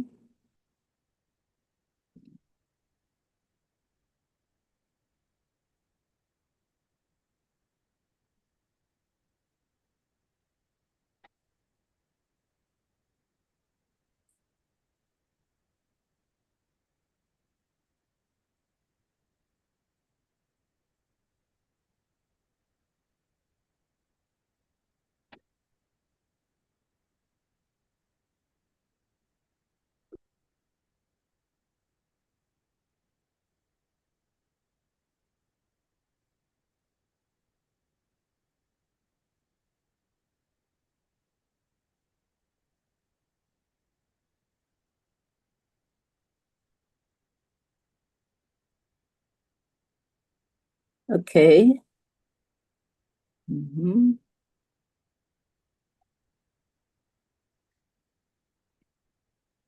Okay. 4 areas that we visited. Yes. Here is a report, honorable members. Those were part. It was our oversight that we conducted in February 2026. Honorable Ramgalo.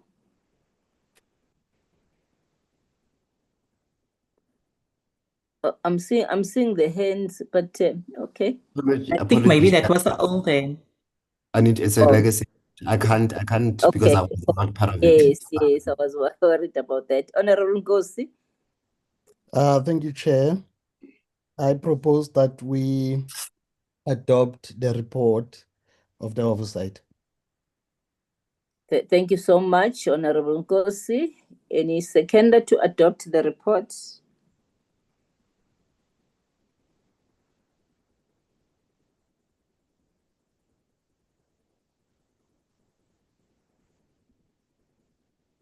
Any seconder?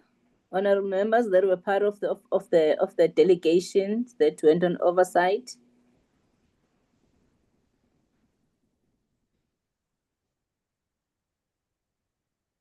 Honorable Mjadu or Honorable Tembegwayo, who were part of this, and Honorable Sapo. Don't see. Where is Sapo? Huh? Sapo is here. When I'm chatting, Mjadu, are you here? When I'm chatting. Cornman, say Cornman. Okay. You can second also now. But honorable members, I think this is the report of what we did. As I indicated in my closing remarks in the meeting with the department, that we still have issues that needs to be resolved, in particular with the issue of Tinel and the final signing of the agreement between us and them in terms of them providing them the facilities and accommodating our entities. So thank you so much. So honorable members, it was moved by Honorable Ngosi, but I didn't get a seconder.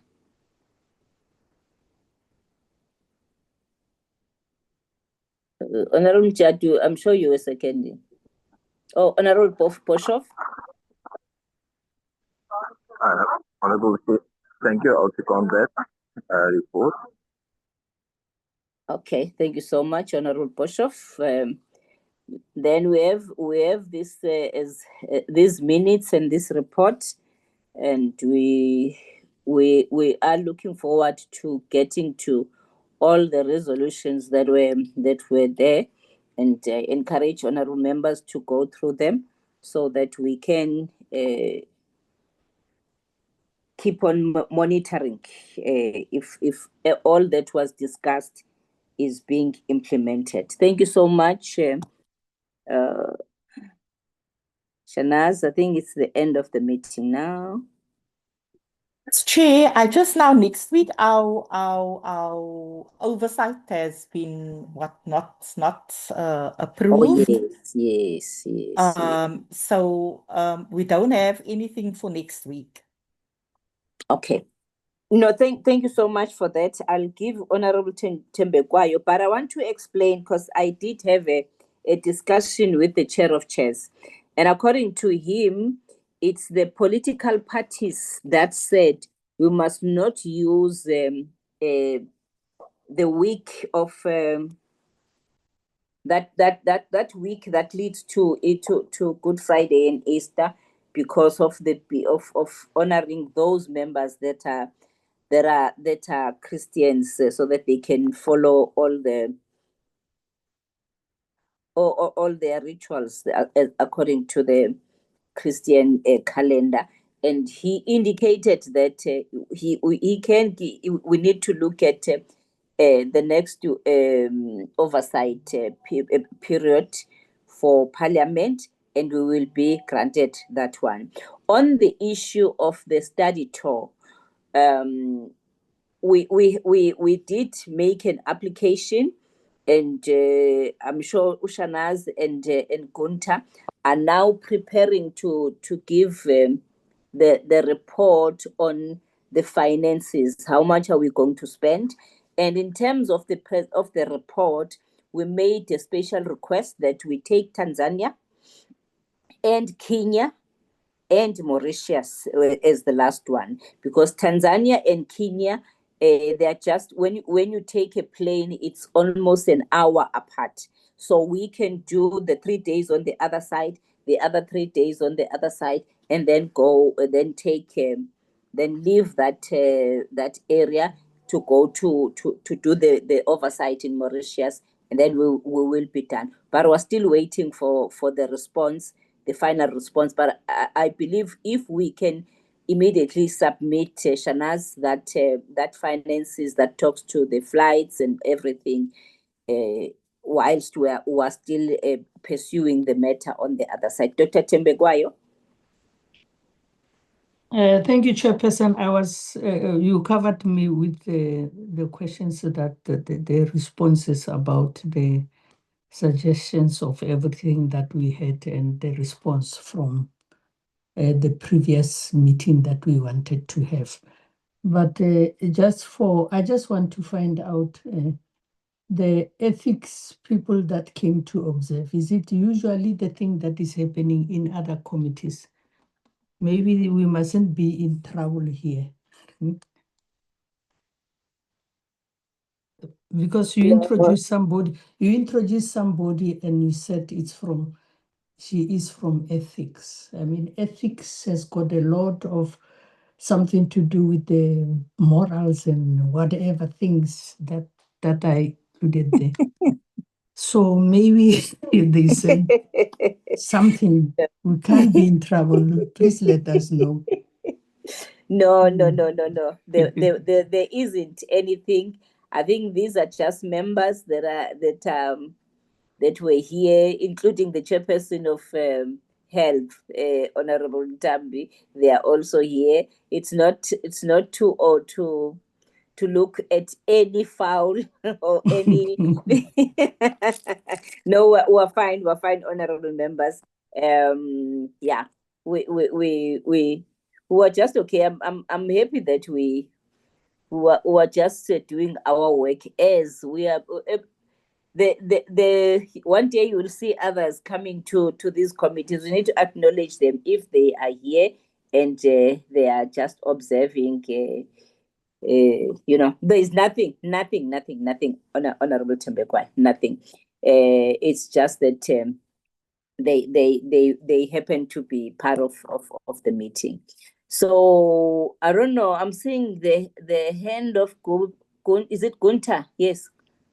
Gunta's hand is up. Yes, Chair. Good day, Chair. Good day, members. Chair, all I need to know, are we going to one country only? Tanzania, that's been chosen. No, no, she said 3. We're going to 3 places. Yes. Thank you, Dr. Tembekwayo. The letter that we wrote was targeting those 3, and we were requesting that we take them once.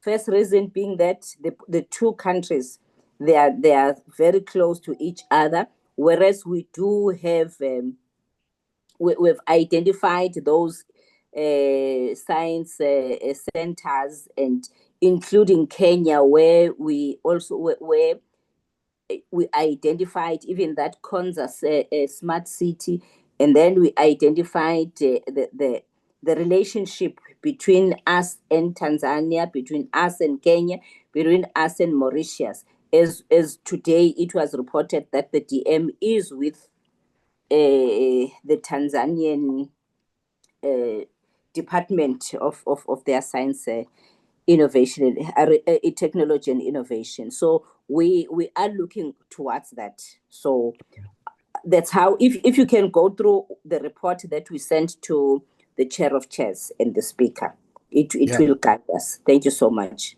Yeah, but Chair? Yes.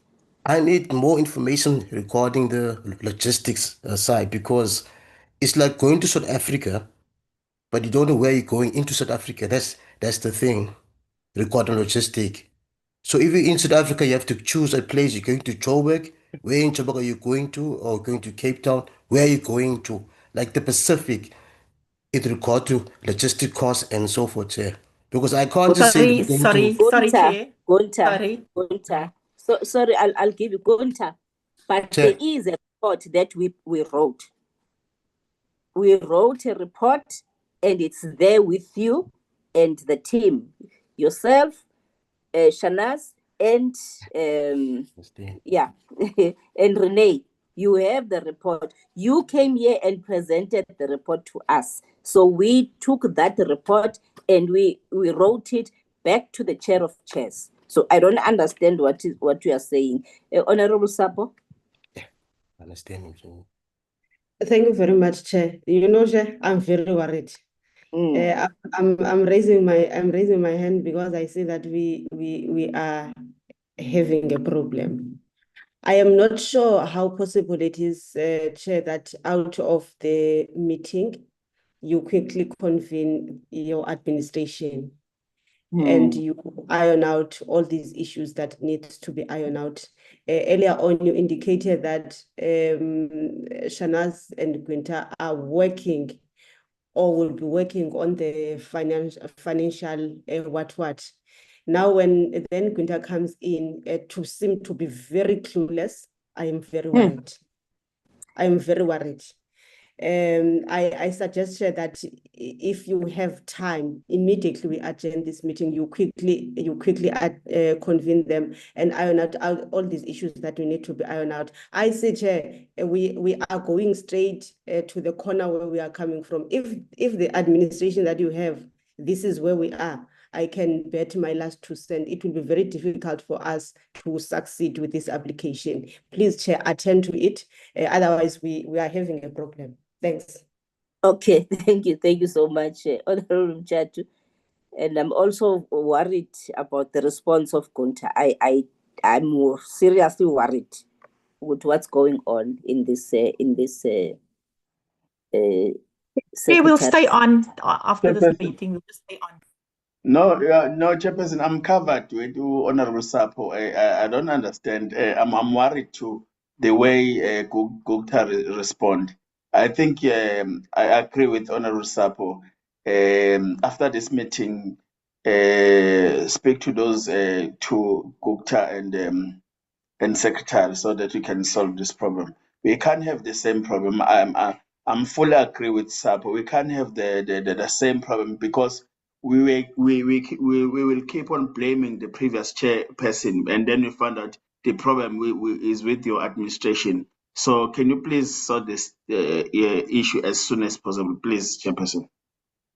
Thank you so much, Honorable Mchatu. I will definitely attend to it. And when as I'm closing this meeting, I would like them the administration to remain behind, because I'm also very much concerned if such utterances are coming to this meeting. And my apology, honorable members, because as I was explaining, my understanding was that the team came with the report to us as we had requested. They presented to us and we went through it, and we then made a choice of these are the countries, and then we went straight to write the letter now, a formal application to the chair of chairs and to the speaker. I was expecting that they've done the financial part of it. So but we're going to sort it out, honorable members, and I don't think it will ever happen again. That we come across this, because there is a problem also in the administration of our portfolio committee. Thank you so much, honorable members. Thank you, Honorable Mtambi, for attending. And I don't see Honorable Makubela anymore. But thank you so much, all the honorable members. We are looking forward to the next meeting I know our oversight, because of what has been explained, is like that, but we are working on the issues of the study tour. Thank you so much, honorable members. The meeting is closed, but with the staff or the administration, please remain in the platform. Thank you.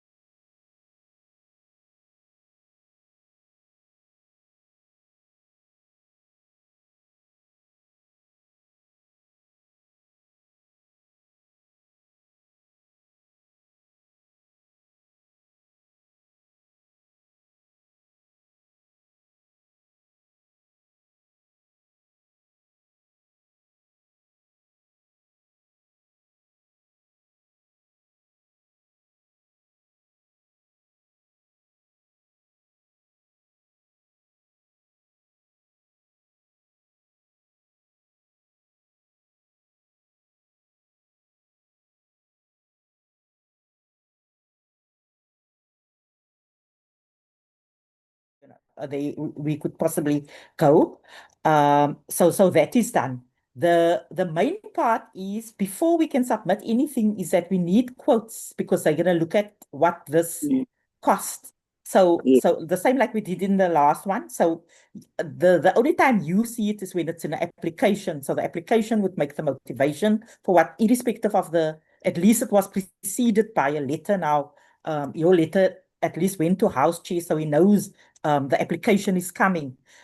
But for the application to be submitted, it needs the finances. It needs all the quotes in order. So I'm sure Kunta will directly now, after this meeting, double up the efforts to just ensure that we get that quotes, so that we can at least submit a application to the House Chair before the end of March.